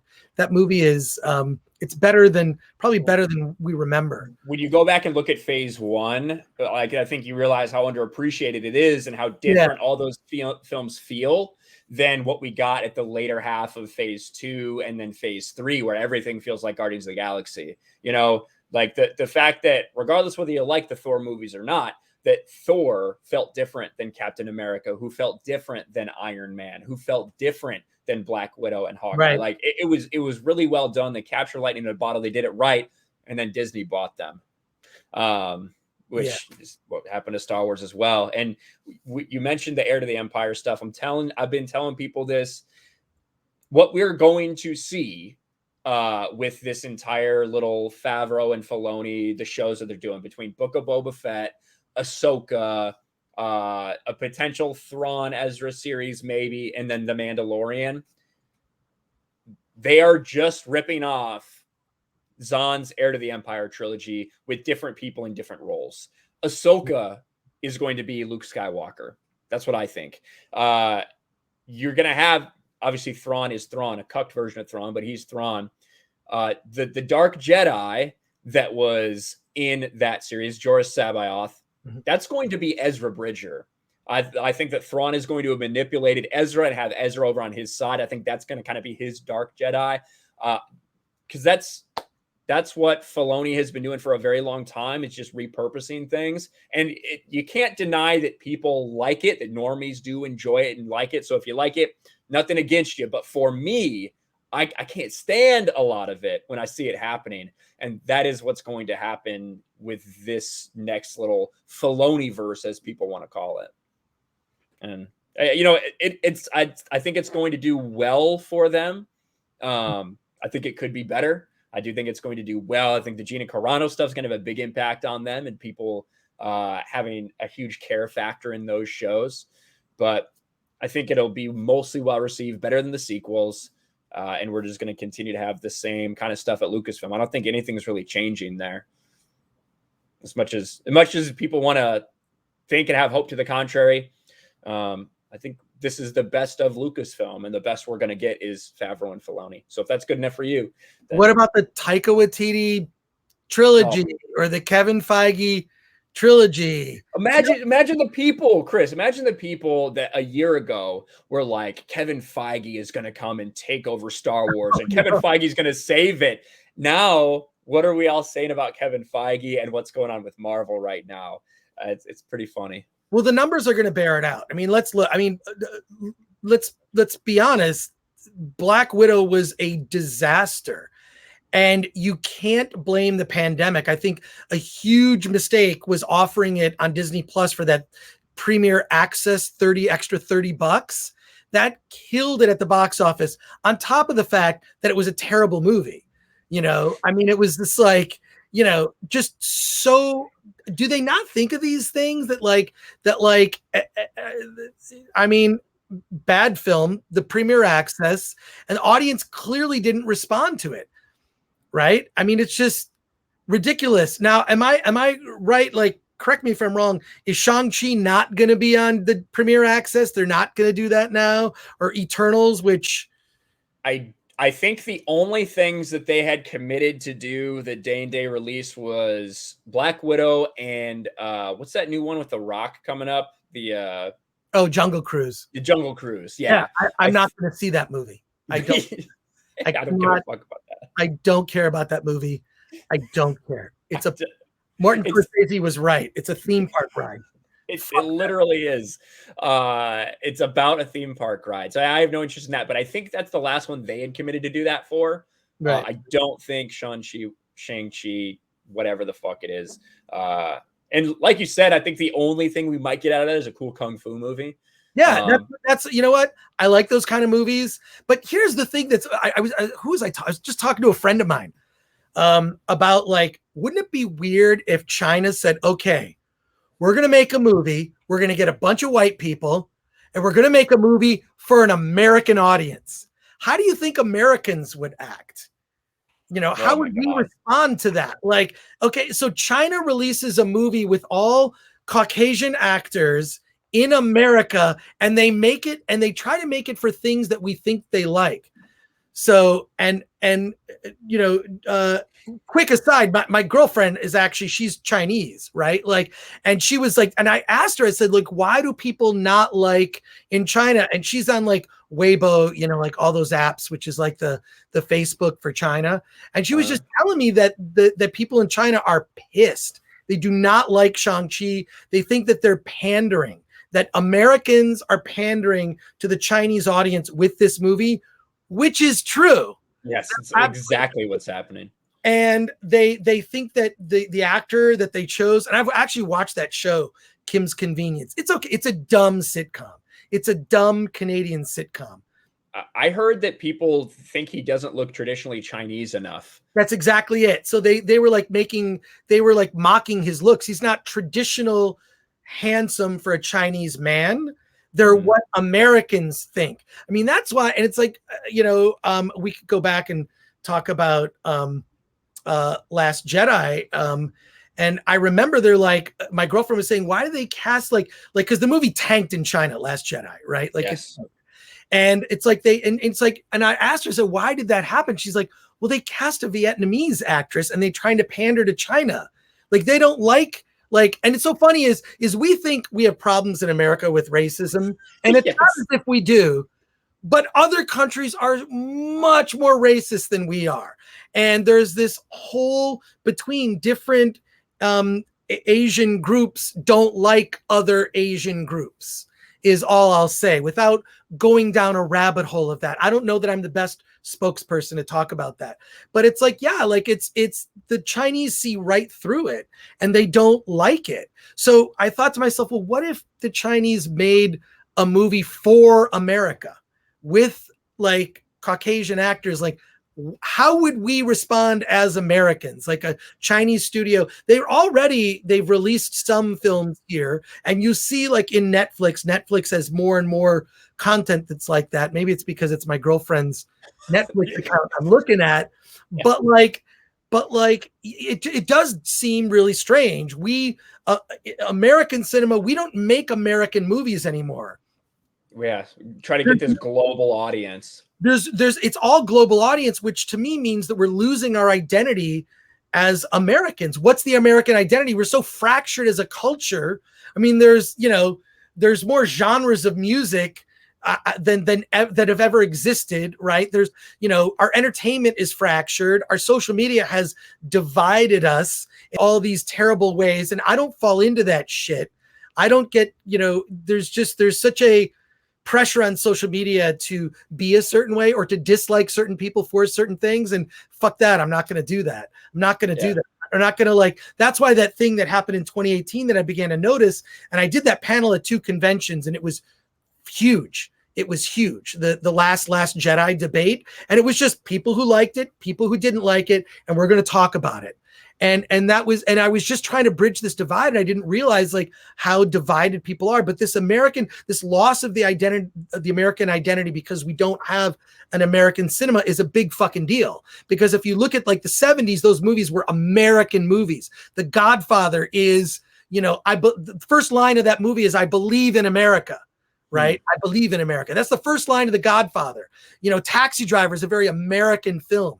There's just that has been lost. And Scorsese being probably a preeminent like filmmaker who makes movies that involve truly American stories. And because we've sort of, you know, gone down this thing where we've got to make movies, it's got to make $1 billion, it's got to do this in China and this, it's like we've neutered our identity as Americans, right? There is no American identity. And other countries, by the way, I know this because I've traveled to film festivals, other countries actually have boards that make, like if you make a movie in Canada, you go to the Canadian Film Board, you're a filmmaker, and you say, I want to make this movie. It has to have a certain amount of Canadian content, Canadian actors, Canadian, you know, it has to have Canadian, it has to be Canadian, right? In France, right? They make French films to preserve the culture, you know, and they do this in other countries because the government funds this, by the way, the government of these other countries, because we're the world's cop, right? We're the world's cop. Send in the Americans if you need the muscle, right? We spend all our money on that stuff. So these other countries have the disposable funds to actually fund a state cinema to make movies that promote the identity of that country. And this happens in other countries. And we don't, I mean, maybe it's good that we don't have the US government funding it. But what bothers me is we've lost a truly American cinema to our greed over creating things that appeal to everyone and fucking no one. The craziest thing is with this Marvel Shang-Chi, like, you know what did great in the China box office? Fucking Marvel movies. The MCU did fantastic in China. Maybe not Fast 9 or, you know, Fast and Furious franchise numbers that they're kind of pulling in there, but it did really well. So much better than Star Wars ever has. But now they're making a movie to try to pander to that, even though what they were doing worked well. We said it before when I was talking about boys' properties that there are girls that are still fans of. You were already making movies that did really well in China. Right. Now you're going to throw all that out the window and you're going to build resentment towards your brand because you're trying to pander to them. And it is not going to work out very well. And they're slowly seeing that. I don't know what more we have to do to continue to show these people it's not lasting. I feel like nothing's going to matter till it hits them in their wallets. But at the same time, I feel like that's happening, but it's just not, they're not losing money yet. You're right. They're just not making as much. And you can go on like that for quite some time. But eventually something needs to change, and we'll see if it happens. But we've been going for over 2 hours. So let me get to some of these super chats. It's been awesome having you here and talking to you, Chris. Yeah, no, it's flown by. I watch your channel. I also watch Sports Wars. Yeah. Love the Sports Wars coverage. I think it's awesome, of course. And Jeremy, whenever he comes at me with another video, I will watch his video. I watch. It's sort of like, you know, because some of what I do all day is sort of mundane, right? A lot of like managing my team, which is like everyone works remotely and we all are on a chat app or whatever. And so I have you guys on, and so I really appreciate it. It's been a thrill for me to be here and chat with you, because and I like that you get angry about everything. You get angry about all the things I get angry about. Oh yeah. Yeah. Listen, I think again, it's got to be genuine, right? And yeah, you don't get angry at shit that you don't care about. Right. You just don't. Yeah. You know, being upset about something means that you do care about something in one way, shape, or form. So yeah. Listen, I'm a mad dude. I'm exactly the same way in person. When we do this meetup in Vegas for Friday Night Tights, like I'm going to be exactly the fucking same as you see me right now. That's just how it is. I'm so bummed because I planned on being there, but I have to go take care of some family stuff in Michigan. So I won't. I had planned to drive out. I hear there's going to be free shit. I hear Az is going to be there on an iPad. Yeah, Az is going to be there somehow remotely on an iPad. I know Gary and Mrs. Nerdrotic are diligently making a bunch of, you know, swag bags and stuff like that they're giving away. I myself, listen, I know I'm not going to be the main attraction. I've already got my stuff ready. I've got some swag bags that we're going to give away as well. So I just got to get them all put together and get all the goodies inside. So it's going to be fucking awesome. And I know we got some people here in the chat that will be there as well. And I wish it's going to be cool just interacting with everybody that we get to talk to from either we talk to from so far away or we see in the chat. It's going to be great seeing everybody. Will it be live? Will it be live on Friday Night Tight? You're going to like record from there? So what we're going to do is Thursday. So this is August. Let me check this out. August, I fucking hate these calendars. August 12th, we're going to be doing a meetup at the Millennium Fandom Bar. That's just going to be us hanging out, drinks, shooting the shit, hanging out with everybody. Right. Friday, we are going to do a live Friday Night Tights, but we're not going to do it in front of like an audience or anything. But we are all going to be together in the same room. We're looking to do a full studio, which we don't have that finalized yet, but we're looking at it. So we're all, 5 of us or whatever are going to be together. Of course, Az will be fucking across the world because he can't come to America. But yeah, that's going to be really fucking cool. And then Saturday, we've just got another meetup. Of course, we'll be doing live streams and stuff like that randomly throughout, just on a whim. But yeah, Friday Night Tides, everybody together. That'll be cool. That's awesome. That's awesome. Man. I'm glad that the show is blowing up because I see it's now getting over 100,000 views per episode. I just wonder, are people noticing? Because something like your conversation, weekly conversation there, I mean, you all have your own channels and certain videos that blow up and whatnot, but the fact that FNT is blowing up tells me that like more and more people are noticing, right? There's gotta, I feel like it's gotta have some kind of effect. So well, at least I hope it does. I can tell you that in the YouTube sphere, people are noticing, right? Because anytime you got a show like that, and I think we broke 8,000 viewers live the other day, which was massive for us. In the YouTube sphere, people are noticing because then you see, oh, this person wants to get on, or this person might be upset, that you're going or whatever. Those things will happen. So you can tell in the YouTube sphere, people are noticing. I'm very disconnected with anybody, that's not in the YouTube community noticing. But we do know that we do have momentum. We're continuing to build it. I think, I would never have thought this 9 months ago, but there's a chance we could be getting 10,000 live viewers on that show by the end of the year. Oh, it'll happen. And that's just something incredible. And it speaks to, I say this all the time. That show is really special because, I can go live. I'm never live on Wednesdays, but I'm live here with an awesome guest. And we pulled 800 and maintained 800 for most of the time we streamed here, which is awesome. Cool. And, Jeremy can go live on Geeks and Gamers, have, 1.5 to 2,000. We had 2,000 at the Kevin Smith thing. Gary will go live for Nerdrotic Unit to have 3,500. Him and Az will do the real BBC. They get 4,500. Nice. Then we all come together, and it's just this culmination. It's the pieces. It's greater than the sum of the parts. And people love the interactions, and they love the memes. They love the jokes. They love, like you said, Chris, that we can just shit on each other. Right. That I can, I can call Jeremy every name in the book, and at the end of the day, we're still bros. It's become something awesome that I think people are missing this day and age, and that's why it's attracting people. But it just reminds me of the kind of nerd conversations I'd have at a con before things got a little weird. You know what I mean? Mm-hmm. Where like, look, I don't care if you shit, convince me. Let's go. Like, I love that shit. So yeah, hell cool. Yeah, and that's what we're doing. We're gonna keep bringing on guests, and I know we'd love to have you on at some point in time. And I think that's I think you'd be a fantastic Friday Night Tights guest, dude. I feel like I need more. Like this, just 2 hours. I'm fucking beat, dude.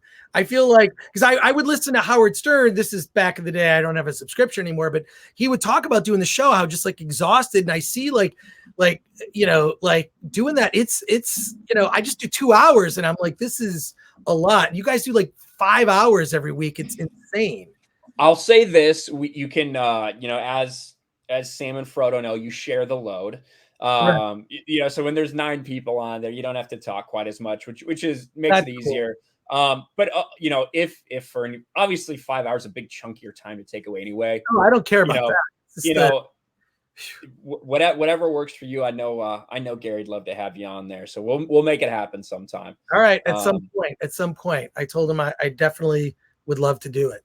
Well, the chat fucking loves you. We've been seeing that cool. the entire time. So, but let me get to some super chats here because I know there's a lot of people asking you for a couple questions. So we'll hit super chats and then we'll go ahead and wrap it up. So thank you to Chris for being here. Thank you guys in chat for being here. Let me hit some of these. Ord's board for $2 says just recently found Chris, been digging the dude. Well, thank you, Ords. Ords is a great man, and he's got a good YouTube channel that they decided to demonetize for some reason. But I'm glad you're here, Ords. Null White for $5. Please stop Chris Gore 2021. Glad YouTube kept trying to get me to watch your videos. I finally watched one, then them all, and now I check out your website. Oh, thank you. That's awesome. Yeah, if you ever need help with an indie film, reach out to Film Threat. That's why we exist, because it's something that I think that most of Hollywood, and you probably noticed this, journalists get a lot of the credit. It's publicists that run Hollywood. It's lazy freaking journalists that get the press release. Like, I'm just going to regurgitate this into news. Yes. You've got to I never believed in that. I've never believed in well, this is what the publicist wants you to say. It's like, yeah, fuck no, I'm going to have my own opinion or whatever. And also I'm going to seek out you have filmmakers or movies that are represented by publicists. And certainly we will cover those on our own terms. But also if you're just a person who made a movie, you can send it to us. You know what I mean? Because in fact, there was what was the, you know who Phil Tippett is, right? Yeah. Phil Tippett, who did, he did animation. He did a lot of stop motion animation in The Empire Strikes Back with the walkers. That's Phil Tippett, among other things, for Star Wars. So Phil Tippett's been working on a movie for 30 years. 30 freaking years, called Mad God. It's a stop motion movie. He just released a trailer. So check that out. And if you can let me share screen, I'll share a little something about what people are going to see, the poster reveal for this documentary Attack of the Doc that I'm working on. I could show it to you. Yeah, let's do that. I'm looking forward to that. I'm sure a lot of you, and I've seen everybody in chat say as well, as Chris is sharing the screen, that a lot of people know Chris from Attack of the Show and on G4. And I remember the merger, the G4 Tech TV merger. Right. Yeah. Because I watch XPlay it religiously. So when I found out this was happening, I was excited. And I think everybody was. And, Attack of the Show involved into so much more than just video game or tech culture. Really became a pop culture show and then just a fucking everything show. So yeah, I'm really interested to see, what you have going on with this Attack of the Doc, and especially with G4 coming back. People are really hungry for this stuff. Well, I can show you something just because they're, people that have stuck around to the end. I'll show you a little, it's our poster reveal. It's I don't know, it's less than a minute, and it's just the poster for the movie, but I think it's going to get people talking. I can share a video file, actually, according to this. So I'll just do that if that's okay. Yeah, that's fine. No problem. Automatically play. So let's see. I'll find it here. Let's hopefully I don't have a boomer moment. Hey, they're common on the internet. Yeah, no kidding. Okay, here we go. Here we go. Right, I see it.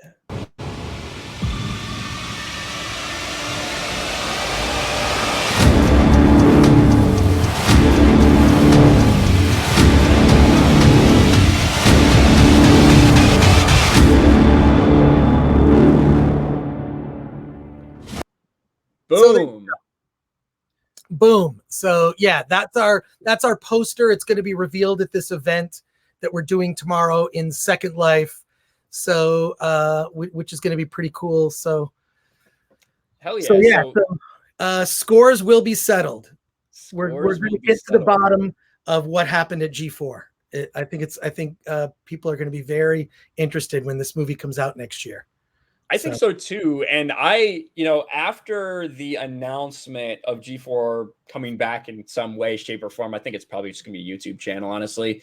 And maybe Twitch streams and stuff like that. You said you don't know. I don't fucking know. It's just my guess. I don't know. I know. But I think a lot of people, I've seen so many documentaries, like YouTube documentaries pop up of people that are doing their own, like the history of tech TV and G4 and its downfall or whatever you want to call it.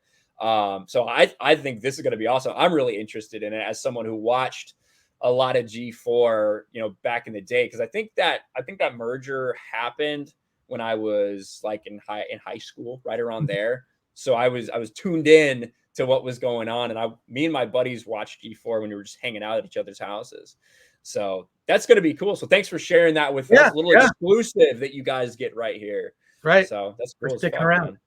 Cool. Yeah. So coming in 2022, do you have any time frame, or is it like a video game release? No, it's going to say 2022. Well, we're going to do a screening of it in April because that's the 20th anniversary of G4. And then my plan is to have it in July, available on digital, Blu-ray, and you know, we'll see what happens to it. I mean, there's other actually movies that I'm working on as well, but this one is going to be, it's personal, but you're going to learn stuff about the show that you never ever knew from behind the scenes, because I'm interviewing like people who were both in front of and behind the camera. So it's going to awesome. It's going to be pretty cool. Like, I know that I've seen some of those little mini documentaries that have popped up, and I'm going like, yeah, none of this is true. Like, that's awesome. This is all speculation. It's like, whenever you see those like videos where people are just like, it's like, that's speculation.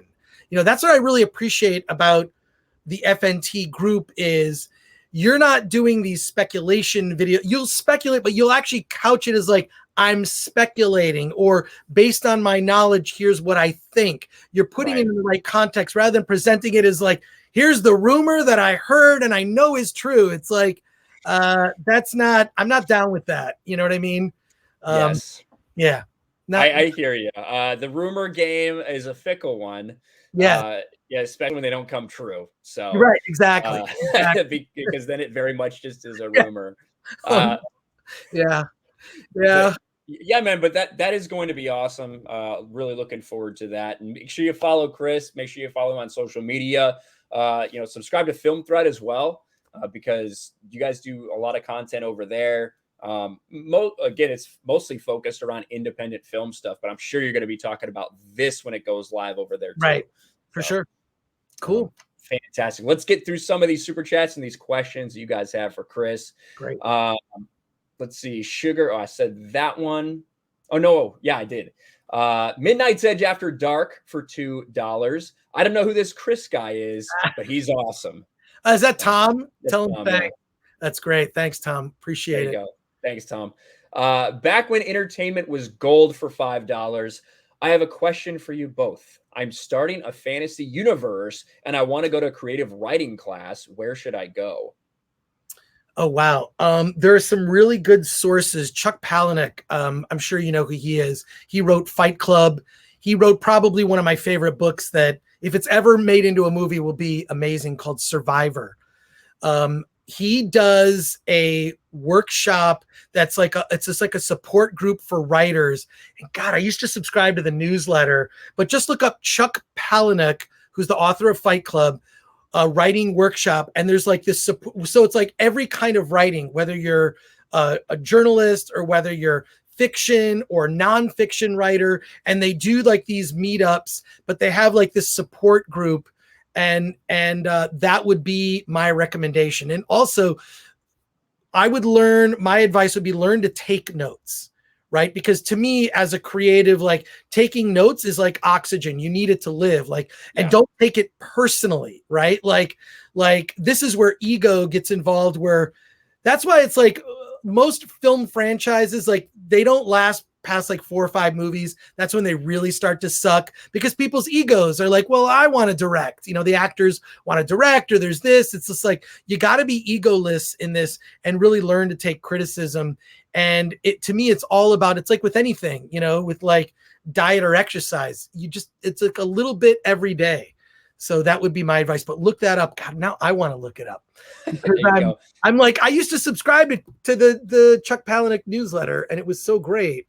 So that's a way better recommendation than you're going to get from me. I have no fucking idea where to go to start creative writing, but Chris has got you covered. And I do agree with the concept, like we were talking about when you were writing a book. It applies to literally everything that seems like a task or a big goal. Like, you have to approach things in chunks. Like, because if you think you're just going to sit down and write a book and you don't have a plan or you don't have mini goals, you might end up like George R.R. Martin and just never fucking finish. Yeah, exactly. Yeah, just write 1 page a day. If you write 1 page a day in 3 months, you'll have a screenplay. You know, come on, that's all it is. So the other trick with that is that I know a lot of screenwriters I know started with day jobs, and what they would do is just get up super early in the morning. I'm talking about like 5 a.m. So whether they write anything or not, from 5 a.m. to 8 a.m., they're in front of a laptop or with a pencil, whatever the process is. You sit there and until you freaking finish that fucking page. And it might be 10 pages one day and a half page one day, but every day you freaking do it. And then you end up with something. And maybe George R.R. Martin should take this advice. But it actually, if you Google Chuck Palahniuk writing advice, there's a ton of articles that come up. So, I found it. I found the site. It's called Lit Reactor. There you go. If you want to put in the private chat, I can share it in the private chat. Share it. The website is called Lit Reactor. It is a support group for creative writers. It was Chuck Palahniuk was one of the people who began this, but literally you can go there, sign up for their email newsletter, and you will get a newsletter that will just like inspire you. And Lit Reactor. And it's also like a lot of resources, like how do you make a living as a writer? What should I get paid? Contracts. It's everything related to the business of writing. It's one of the best support resources. And I would say also that Film Courage is a good, like, nuts and bolts. Like if you're looking for an agent, if you're looking for screenwriting advice, if you are directing for the first time, right? Like Film Thread is a good source for that. Also, Film Courage, and then there's another one, a YouTube channel called Indie Film Hustle. These are like the real like inside baseball. Like I want to raise like $1 million to make an indie movie, and like you kind of work up to that. But yeah, Lit Reactor, check it out. I put the link in the chat for you guys so you have access to it right there. Geek Squadron for 5. Have you seen the fan animated adaptations of Heir to the Empire and Dark Empire by Darth Angelus and Wilkins Animations channels respectively? I have. I've been subscribed to Darth Angelus for quite some time while he's been doing that's really cool. And the Dark Empire one's awesome as well. I haven't seen it. I've seen that one that's like an X-Wing, that's like an anime. Like you've seen that one. That one is fucking awesome. Yes, that's what Star Wars anime should be right there. Yeah. But yeah, those are really cool. And anytime you have fan projects like that, I'm into them. I'm into watch them and maybe do a reaction to them or maybe not, but at least look at it and consume it, because that has so much more passion and heart, which to me is really what Star Wars was all about when it was, with George Lucas at the head of it all. Vice the corporate stuff we have now. Well, people forget George Lucas supported that. They did like the fan film festival, right? And they did an awards, and he was a part of that. He, they had like these guidelines for it, right? But fans were so respectful. I feel like almost every one of those films, prompted would like thank George, right? Yeah. Well, and he's said that numerous times about he always thought there were kind of like three pillars of Star Wars or something like that, where he would say, it's me and what I'm involved in, Lucasfilm, and everything that's like licensed by Lucasfilm and is still part of the story and the continuity, but maybe not that he's necessarily involved in. So all the comics and books and everything. And then the fans, that's what he felt was another pillar of Star Wars itself, because that shows like how you connect to people, and that keeps passion going, that has creativity involved. And it's cool to see. There's a fan film called Bucketheads that's just about stormtroopers after the Battle of Endor, small contained shit like that. That's awesome, because it's just this little things like that are more true to the heart of Star Wars that we all know and love than what we've seen from Disney. So I'm glad that people are still doing it, still keeping it alive. Cool. Money Wilson for $2 was a big fan of Chris Gore on G4. Thank you, A Money Wilson. Thank you. Appreciate that. Mexican Iron Man for $20. He's back. He's back. He says, my brother Ryan hosts Mr. Gore, and I get to hear from Chris Gore first on Midnight's Edge and now on RK. It must be Christmas twice in one day. Awesome. God, thanks, Mexican Iron Man. That's awesome. Mexican Iron Man, awesome dude. A big part of the community, a big supporter of so many people. And he truly is the diversity that we need. So thank you, Mexican Iron Man, for that. Lou Haunton for $5. Rod Sterling created Twilight Zone to tell stories he couldn't tell any other way. There you go. That's good. Yeah. I was never the biggest Twilight Zone person. My dad fucking loved Twilight Zone. I could never get into it. But yeah, that's definitely stories that were out. I mean, it's the Twilight Zone. They were out of the box. Just Nova for $10. Hey, Chris, welcome to the party. Do you think Hollywood genres come in waves, like Quentin said? And how long would this one last with added media such as streaming? Wow, that's a really good question. I think that you're going to see the traditional superhero movie is going to be on the wane.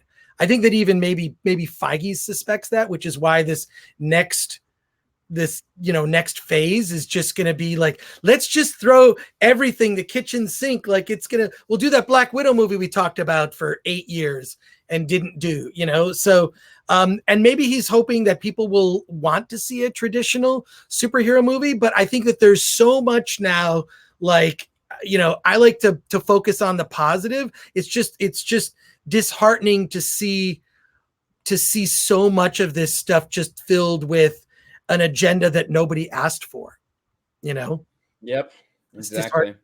Yeah. It will. I do think there will be a boomerang at some point in time. I just don't know if it's.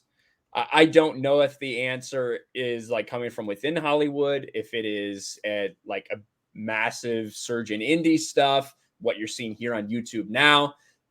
I think the pendulum will come back because I think it always does and always kind of has to. I just don't know if it'll be in Hollywood anymore. True. I would throw out a recommendation for the James Gunn movie that got him Guardians of the Galaxy, which is a movie called Super. Have you heard of that? I've heard of that one. Yeah. If you have not seen it, it's fucking awesome. It's super violent. It's just called Super, and it's with Rainn Wilson is in it from The Office. Yeah. It's just called Super. It's so badass. Like, it has this open cartoon, and it might be on Netflix. Doesn't it have Elliot? Not Ellen. Elliot. There, I was going to say Ellen Page. Elliot. It has Elliot Page. I'm not sure what the credits say. I'm not sure. No, it says Ellen Page, actually. The artist formerly known as Ellen. She's in that, right? She is in it, and you need to see it because it's just about a regular dude. It's a very much a kind of I don't want to ruin it. Just watch the opening. It's freaking weird. If you like what James Gunn does, just watch Super. That was the thing that Marvel looked at him and said, oh, maybe he could do Guardians of the Galaxy. Let's give this guy who made a movie for like under $1 million. Let's give him tens of millions of dollars. So check out that film, Super. I feel like that's where like Suicide Squad and Dune are like the two things I'm looking forward to. I feel like in terms of streaming services, HBO Max is probably my favorite now. It's the one I, go to, right? The one I actually give a shit. But I plan to see both those movies in the theater, right? Like, I'm seeing both of them. Dune, you have to see Dune in the theater. You 100% have to. It's truly, I mean, that first 10 minutes, like, it blew my mind. And the carrier sequence, like the glimpses you got of stuff is just like, I just wonder how they're going to do it. They have to kind of make 3 movies. They've been, in fact, the movie starts because it says Dune Part 1. That's how the movie starts. Yes. You can't make the other parts then, right? Like, you got to do it. And if you know anything about the book, here's what pisses me off about that movie is a lot of woke crowd kind of comes on. It's the white savior. It's the way they don't understand the politics that's in. It's about a kid that can see into the future. He sees himself becoming effectively space Hitler. He is going to be responsible for billions of deaths in a holy jihad in the galaxy. And he's trying to undo his terrible purpose. It would be like if Anakin knew he was going to become Darth Vader, him trying to stop himself from becoming Darth Vader. It's so much more layered, so much more nuanced. And fucking George R.R. Martin stole everything from Game of Thrones from the Dune books, right? If you read the first 4 Dune books, Dune Messiah, Children of Dune, and God Emperor of Dune, those 4 books are about the Atreides family. It's epic. It spans thousands of years. It's incredible. But this whole thing with Paul realizing like, oh my God, I can see it in my future. I'm going to be responsible for an army that's going to wipe out billions of people in the galaxy. How do I stop that from happening? And it's comes with some challenges. And so he's burdened with this. He's burdened with like this dark fate that he has that's in front of him. Literally a dark fate, not that shitty Terminator movie. He's burdened with inglorious purpose. Exactly, inglorious purpose. So but like he can see that that's what's going to happen to him, but it's a mix of religion and politics. It's you know, when Game of Thrones, the seasons where Game of Thrones was good, that is Dune. George R.R. Martin just completely ripped it off. And you'll see that there's a lot of things that Star Wars ripped off, from desert planets to sandworms to spice to twins.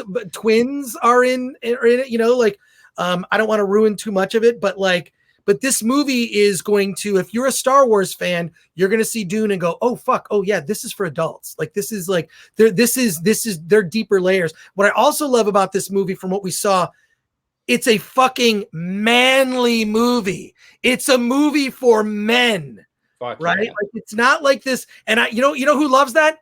Women. They love that shit. They like manly men, turns out. Crazy. Because when I saw it with this audience, at I don't know if you know Danica, like Comic Book Girl 19. She has like a YouTube channel. She's followed Dune forever. She loved that trailer. I've watched some of her book clubs, which are pretty awesome. If you can read Dune with her book club, and she has like a thing where you read like 50 pages, then she kind of goes over it. So look up Comic Book Danica X1X, or whatever. You can find her. Google her. But if you want to read along Dune with somebody, or also just get the Dune audiobook, because the latest version of the Dune audiobook, they actually perform it with music, and they have like a voice actor for Baron Harkonnen, which is amazing. So I don't want to go. That's what I'm actually doing right now, is I'm doing the audiobook. Oh, are you? Where are you in it? I'm literally just in like the first maybe hour and a half or two, just because I want to get into it, because the movie looks good as fuck. Just that trailer looked great. Like Oscar Isaac, the couple seconds that we get of him as Duke Atreides, that to me, it seems like he's perfect for that. He exudes confidence and manliness. Yeah. And he's an authoritative figure. I love it. I thought it was perfect. Very serious. And I like that shit. I like serious movies like that. And it's also like science fiction for adults, you know, like they used to make, right? Like a lot of it is, they think like, oh, this stuff is for children, which is, I don't like when people are dismissive like that. Like there can be adult fantasy, right? Like, and I feel like Dune is stepping into that. And I love also the design of the armor. It kind of looks like Gears of War, or like the Injustice series, you know, where they've got those big armor, and it's like like I love the design of the armor they have, and the still suits. Like everything about it is so perfect. But what you're going to find as you get into the book is a lot of big events happen, and Frank Herbert doesn't describe them.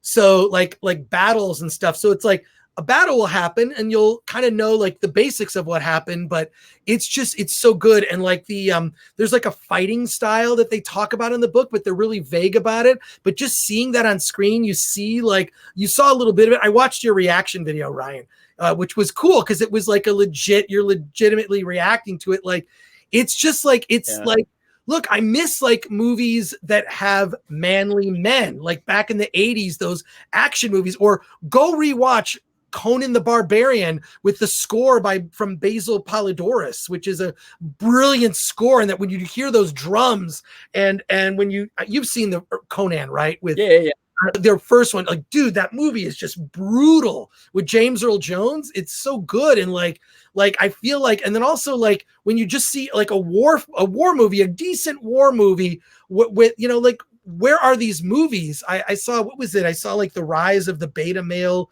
lead in Hollywood movies. And it was like a video about Michael Cera. And I'm like, when the fuck did that happen? I don't mind that those movies exist. Like, I'm cool with it. I think Michael Cera was fine. He was entertaining, but that shouldn't be the only kind of movie made about men, right? Like there just should be more to it.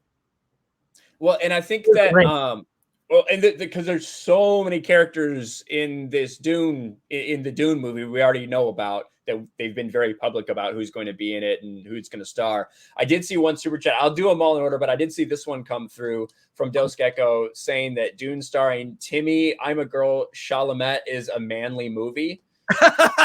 but I think you do have to understand that even I, from the first hour and a half of Dune, they do describe Paul as a very slender, small. They say all the Atreides like take a while, like they're small men before they grow up. So it is very true to the character. It's true to the book. He's 15 years old at the beginning. That was like, I was around that age when I read the first book, and I read it like every summer through high school. It blew my freaking mind. I was really like, I was disappointed with the David Lynch movie. It just wasn't, he was just trying to do too much. And it was also kind of, the effects were cheesy, obviously. But yeah, no, it's look at who he's surrounded by. This is Paul Atreides in the first movie.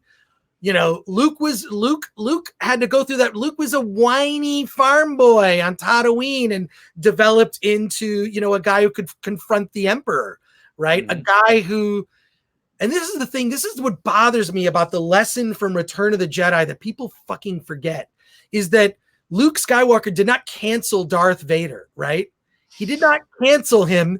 He put his lightsaber away and said, I'm not going to fight. That's why this is why I've sort of been reluctant to speak out with opinions that I have about these things, because I don't want to fight. I don't want to fight a lot of these people, because I don't think they deserve my time, you know. And I'm not going to fight on their and I'm not going to use a lot of their terms. I'm not going to use their language, and I'm not going to engage. I choose to not engage with people that are trolling like that. So when you look at the way that that Luke resolved that, it's such a Christian message. It's such a beautiful message of like, he turned his father back from the dark side by not fighting him, right?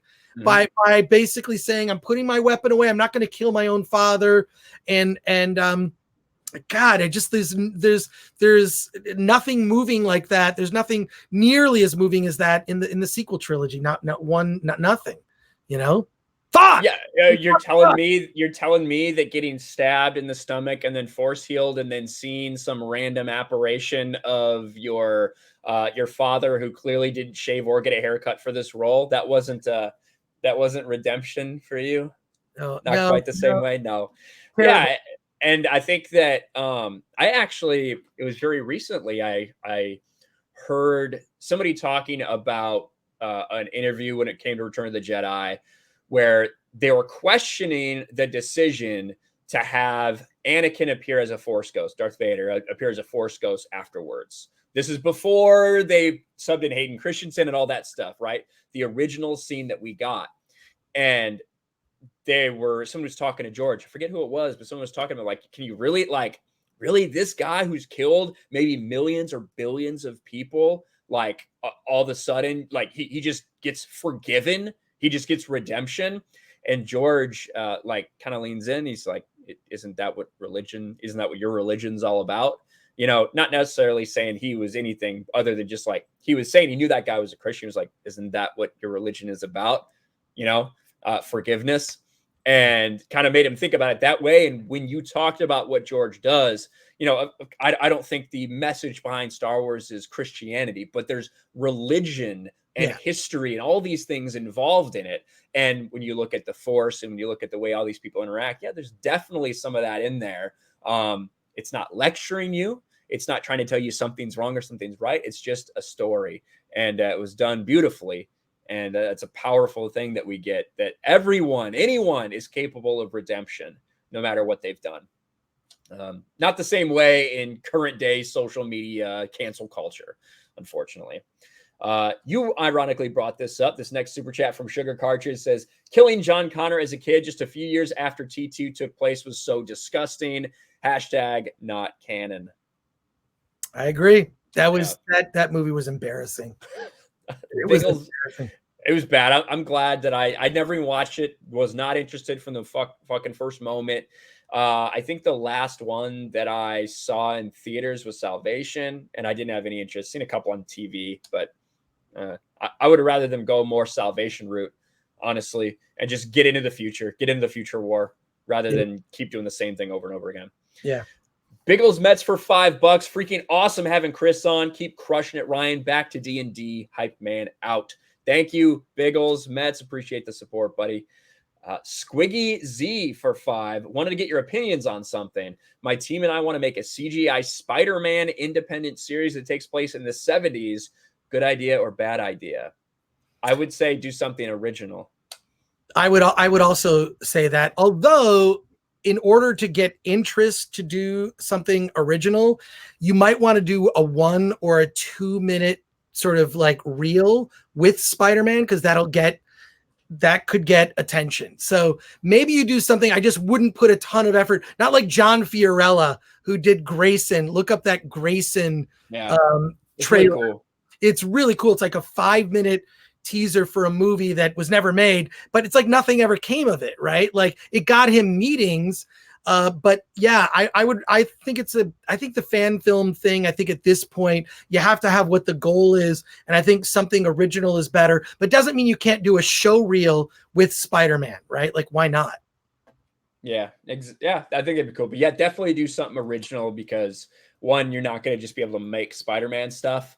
And 2, I think, people want more original, heroes and content and things like that. Cool. OMG Jimmy Boy for $5 says, Chris, do you watch foreign films / TV shows? They don't have as much of the woke nonsense. It's like watching films from the 90s and 2000s. Oddly enough, that's true. They don't, because other people in other countries don't care. In fact, what my girlfriend will tell me is they think that we're going crazy in America. They literally think that what is going on in America with all this culture war stuff, because no one cares about any of this in any other country. They just don't.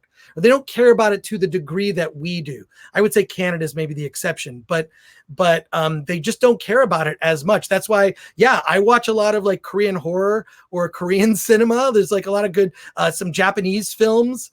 Yeah, like that would be a fun stream, is just to go and like, I could give some movie recommendations. Look up that Phil Tippett movie that's coming out at a film festival, Mad God. Look up that trailer. So that's very foreign looking, I'll tell you that.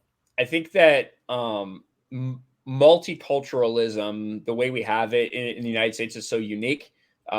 Whereas you have these other countries in Europe that are very, like you said, they have a country identity. You know what I mean? And it's one of the things that has made the United States accelerate and, be so creative and like be the way that we are. But at the same time, it can create, I think, more conflicts like this, like what we're seeing.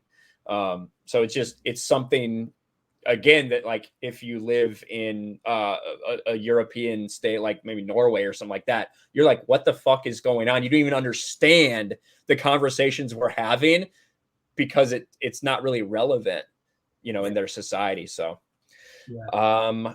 Where was, all right, we got 3 straight $10 super chats from Anthony MR. It's a 3-parter. Says, a better sequel trilogy, have the big 3 together. Kylo and Ben are separate characters. The 3 movie is Ben's arc, not Rey's.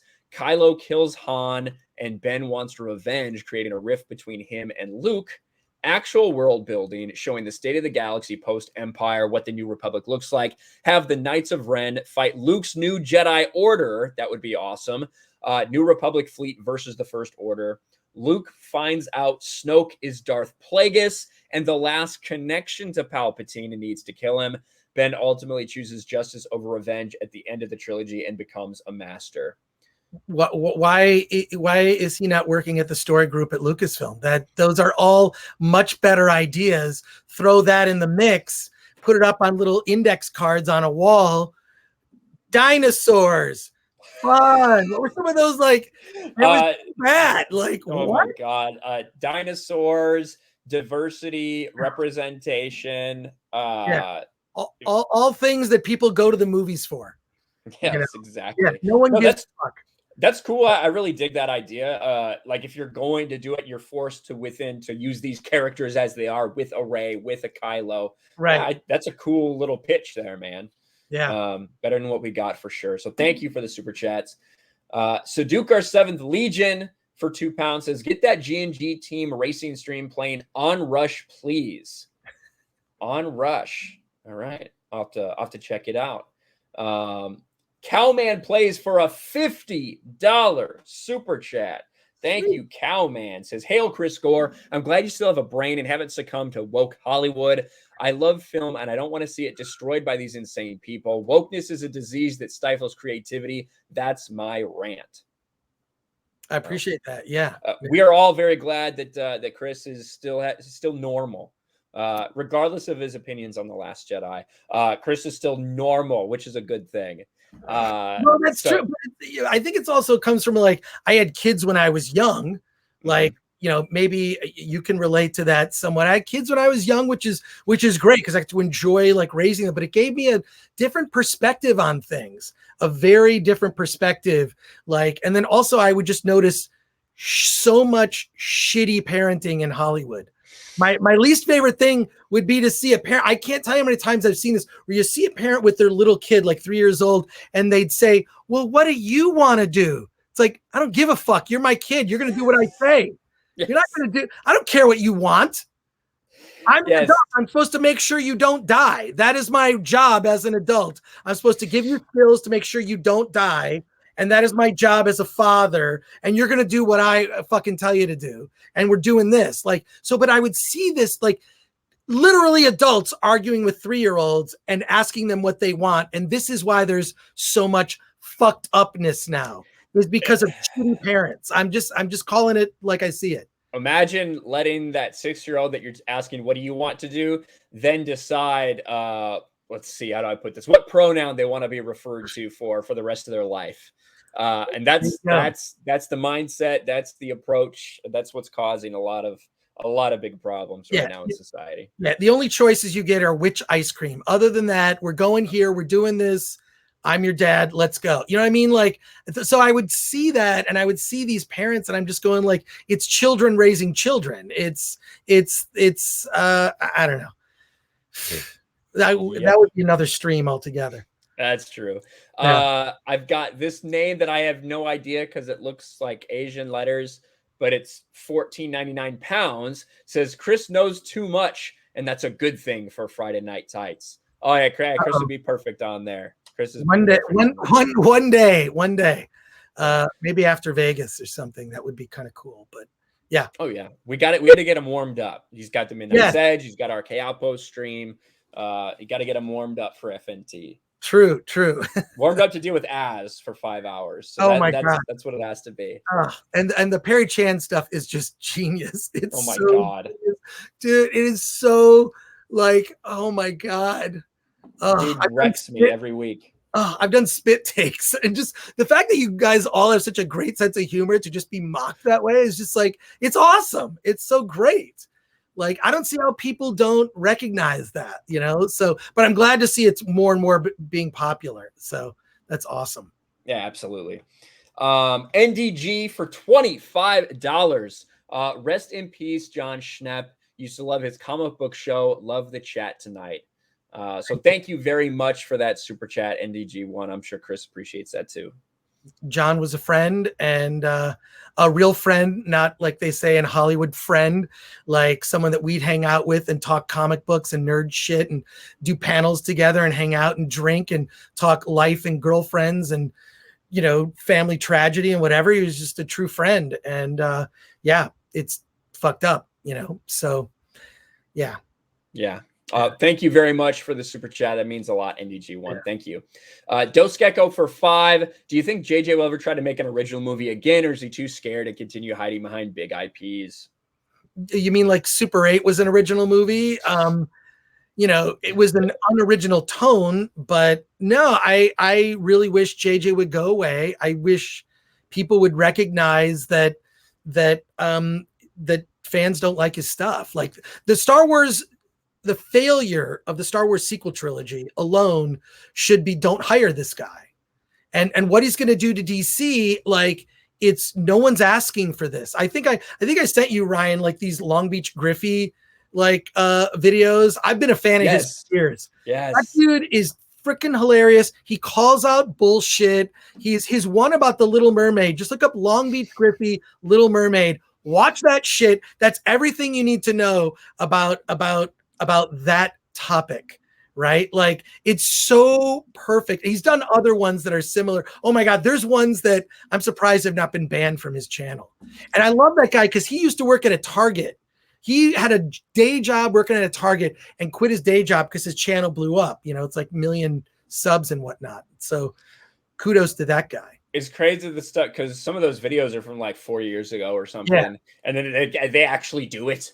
You know what I mean? Because that's where we're at. He predicted it. He freaking predicted it. It's such, that guy is great. I wonder if he would do like FNT. I don't know. He's not like Eric July, he's not like, he does comedy videos. He does little short comedy videos. Yeah.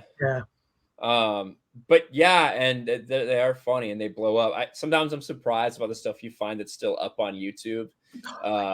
Stuff don't tell YouTube. Don't tell YouTube. Oh no. Well, like nothing like his stuff, but stuff with like things that a word that I'm not allowed to say on stream, just straight up in the title somehow of like videos. But hey, that was YouTube back in the day. Kaylee D with a thumbs up super sticker. Thank you so much, Kaylee. Appreciate that. Sergeant JT Sanborn for Canadian $7. Downfall 2004 was a great German movie despite the memes. Downfall 2004. Downfall 2004. Okay, that's one I do not know that one. Thank you, Sergeant JT Sanborn. Canadian super chat talking about a German movie. Nice. Elijah Potts for 5. Do you think they're trying to reverse feminine and masculine traits in entertainment or try to get rid of them altogether? God, I don't know. It's interesting. There is some weird social engineering that's happening that I feel like, like that. There was that army recruiting video with that animation woman. Like, I think you guys showed it. Like, that was just like, what? And then like, women are going to now have to register for the draft. Something interesting is happening. And I don't know that I'm the person smart enough to have an opinion on that actually you should take seriously. So there you go. But I do think it's noticeable, just because this goes back to the Kevin Smith situation from the beginning of our conversation. Like, it's one thing that it's unbelievable, Kevin Smith, like, him of all people, he was one of us. But the fact that it's just like, oh, we're so used to this now, like, oh my God, like they take a show like He-Man and do that to He-Man. Like, I just fear for young boys. Like, what is their entertainment other than like older movies and cartoon shows, right? Like, what's being made now that is for young boys? Because I can't name one freaking thing. Nothing that's specifically geared towards men. And that, well, towards boys that would like to become men. We'll say it that way. And you look at She-Ra and He-Man. Now She-Ra is for fringe, woke, lunatic, primarily women. And that's what Masters of the Universe now seems to be as well. So it's a very puzzling thing. Now, I have heard that the He-Man and Masters of the Universe CGI cartoon that they're going to be doing, separate from Kevin Smith's project, that is more actually supposed to be focused and more traditionally like what He-Man was, and it's supposed to be focused towards kids. We'll see. I have no hopes at this point for that going forward with the hands that it's currently in. But I suppose we'll see. I think personally they're trying to make everything one. They're trying to lessen femininity. They're trying to lessen masculinity. And they want to make a lot of things just interchangeable together. So they will they will kind of feminize a male character. They will kind of masculate, I guess is the best way to put it, female characters. I don't know. We can talk a long time about why we think that may be, but it's impossible to not see it at this point. We'll see what happens going forward. I'm sure it'll all work out great, and biology will not derail any of that. at all. Exactly. Don for another $50 over on Streamlabs. Doesn't say anything, but a massive, massive shout out to Don. Killing it as always. Awesome. Appreciate it, buddy. That we are all caught up with super chats. Chris, again, dude, thank you so much for being here. This is an incredible stream. We got to do it again sometime. Let's do it. And 3 hours went by like literally in a second. Let everybody know where they can find you, what you want to plug, and any closing thoughts or anything you have. I am that Chris Gore on everything. So so Instagram, that Chris Gore on Twitter, and then filmthreat.com. Check it out or follow the social media or the YouTube channel. It's a lot of indie stuff. And I will say a lot of the indie stuff is like woke stuff, right? But I believe in what I call true diversity, which is diversity of thought, right? Yes. So my outlet, Film Threat, is politically agnostic, right? We have people who write for us who are feminists. We have people who write for us who are Christian conservatives, because that's what real true diversity is, right? We have people that are not white and people who are white, because that's what it should be. Because I believe that as a media outlet, I'm not going to take a political stand and try to tell you how to think, because I think I respect my audience enough to think that they can think for themselves and come to their own conclusions. So you're going to see a lot of weird shit on Film Threat, animation, documentaries, woke documentaries. So, you know what? Sift and find the stuff that you like. We also do these watch parties every Friday. We got Bella Thorne is going to be on a watch party we're going to have up in a couple weeks. So yeah, I think I might end up doing that one, but it happens during Friday Night Tights. So it interrupts. I actually got a guy to do the watch party so I could watch Friday Night Tights. I'm actually awesome. Serious.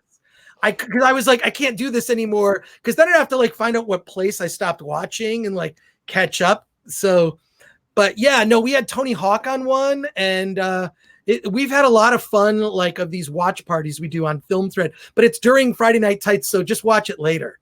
Don't watch it live. There you go. Yeah. Yeah. That is awesome, man. Again, thank you so much for being here. Real quick, London Fog for $5. Hollyweird wants men oiled up with estrogen. That may be very, very true. But everybody in chat, thank you guys so much. Thank you to my wonderful guest, Chris Gore. I'm sure you're going to be seeing him again. And we will talk to you guys later as I play the intro for the outro. See ya. Thanks for watching, everyone. And a huge shout out to my patrons. I appreciate you guys so much. Want to follow me on Twitter or Instagram? Check out the description below. You'll find links to my P.O. box and my Patreon as well. And I'll talk to you guys later.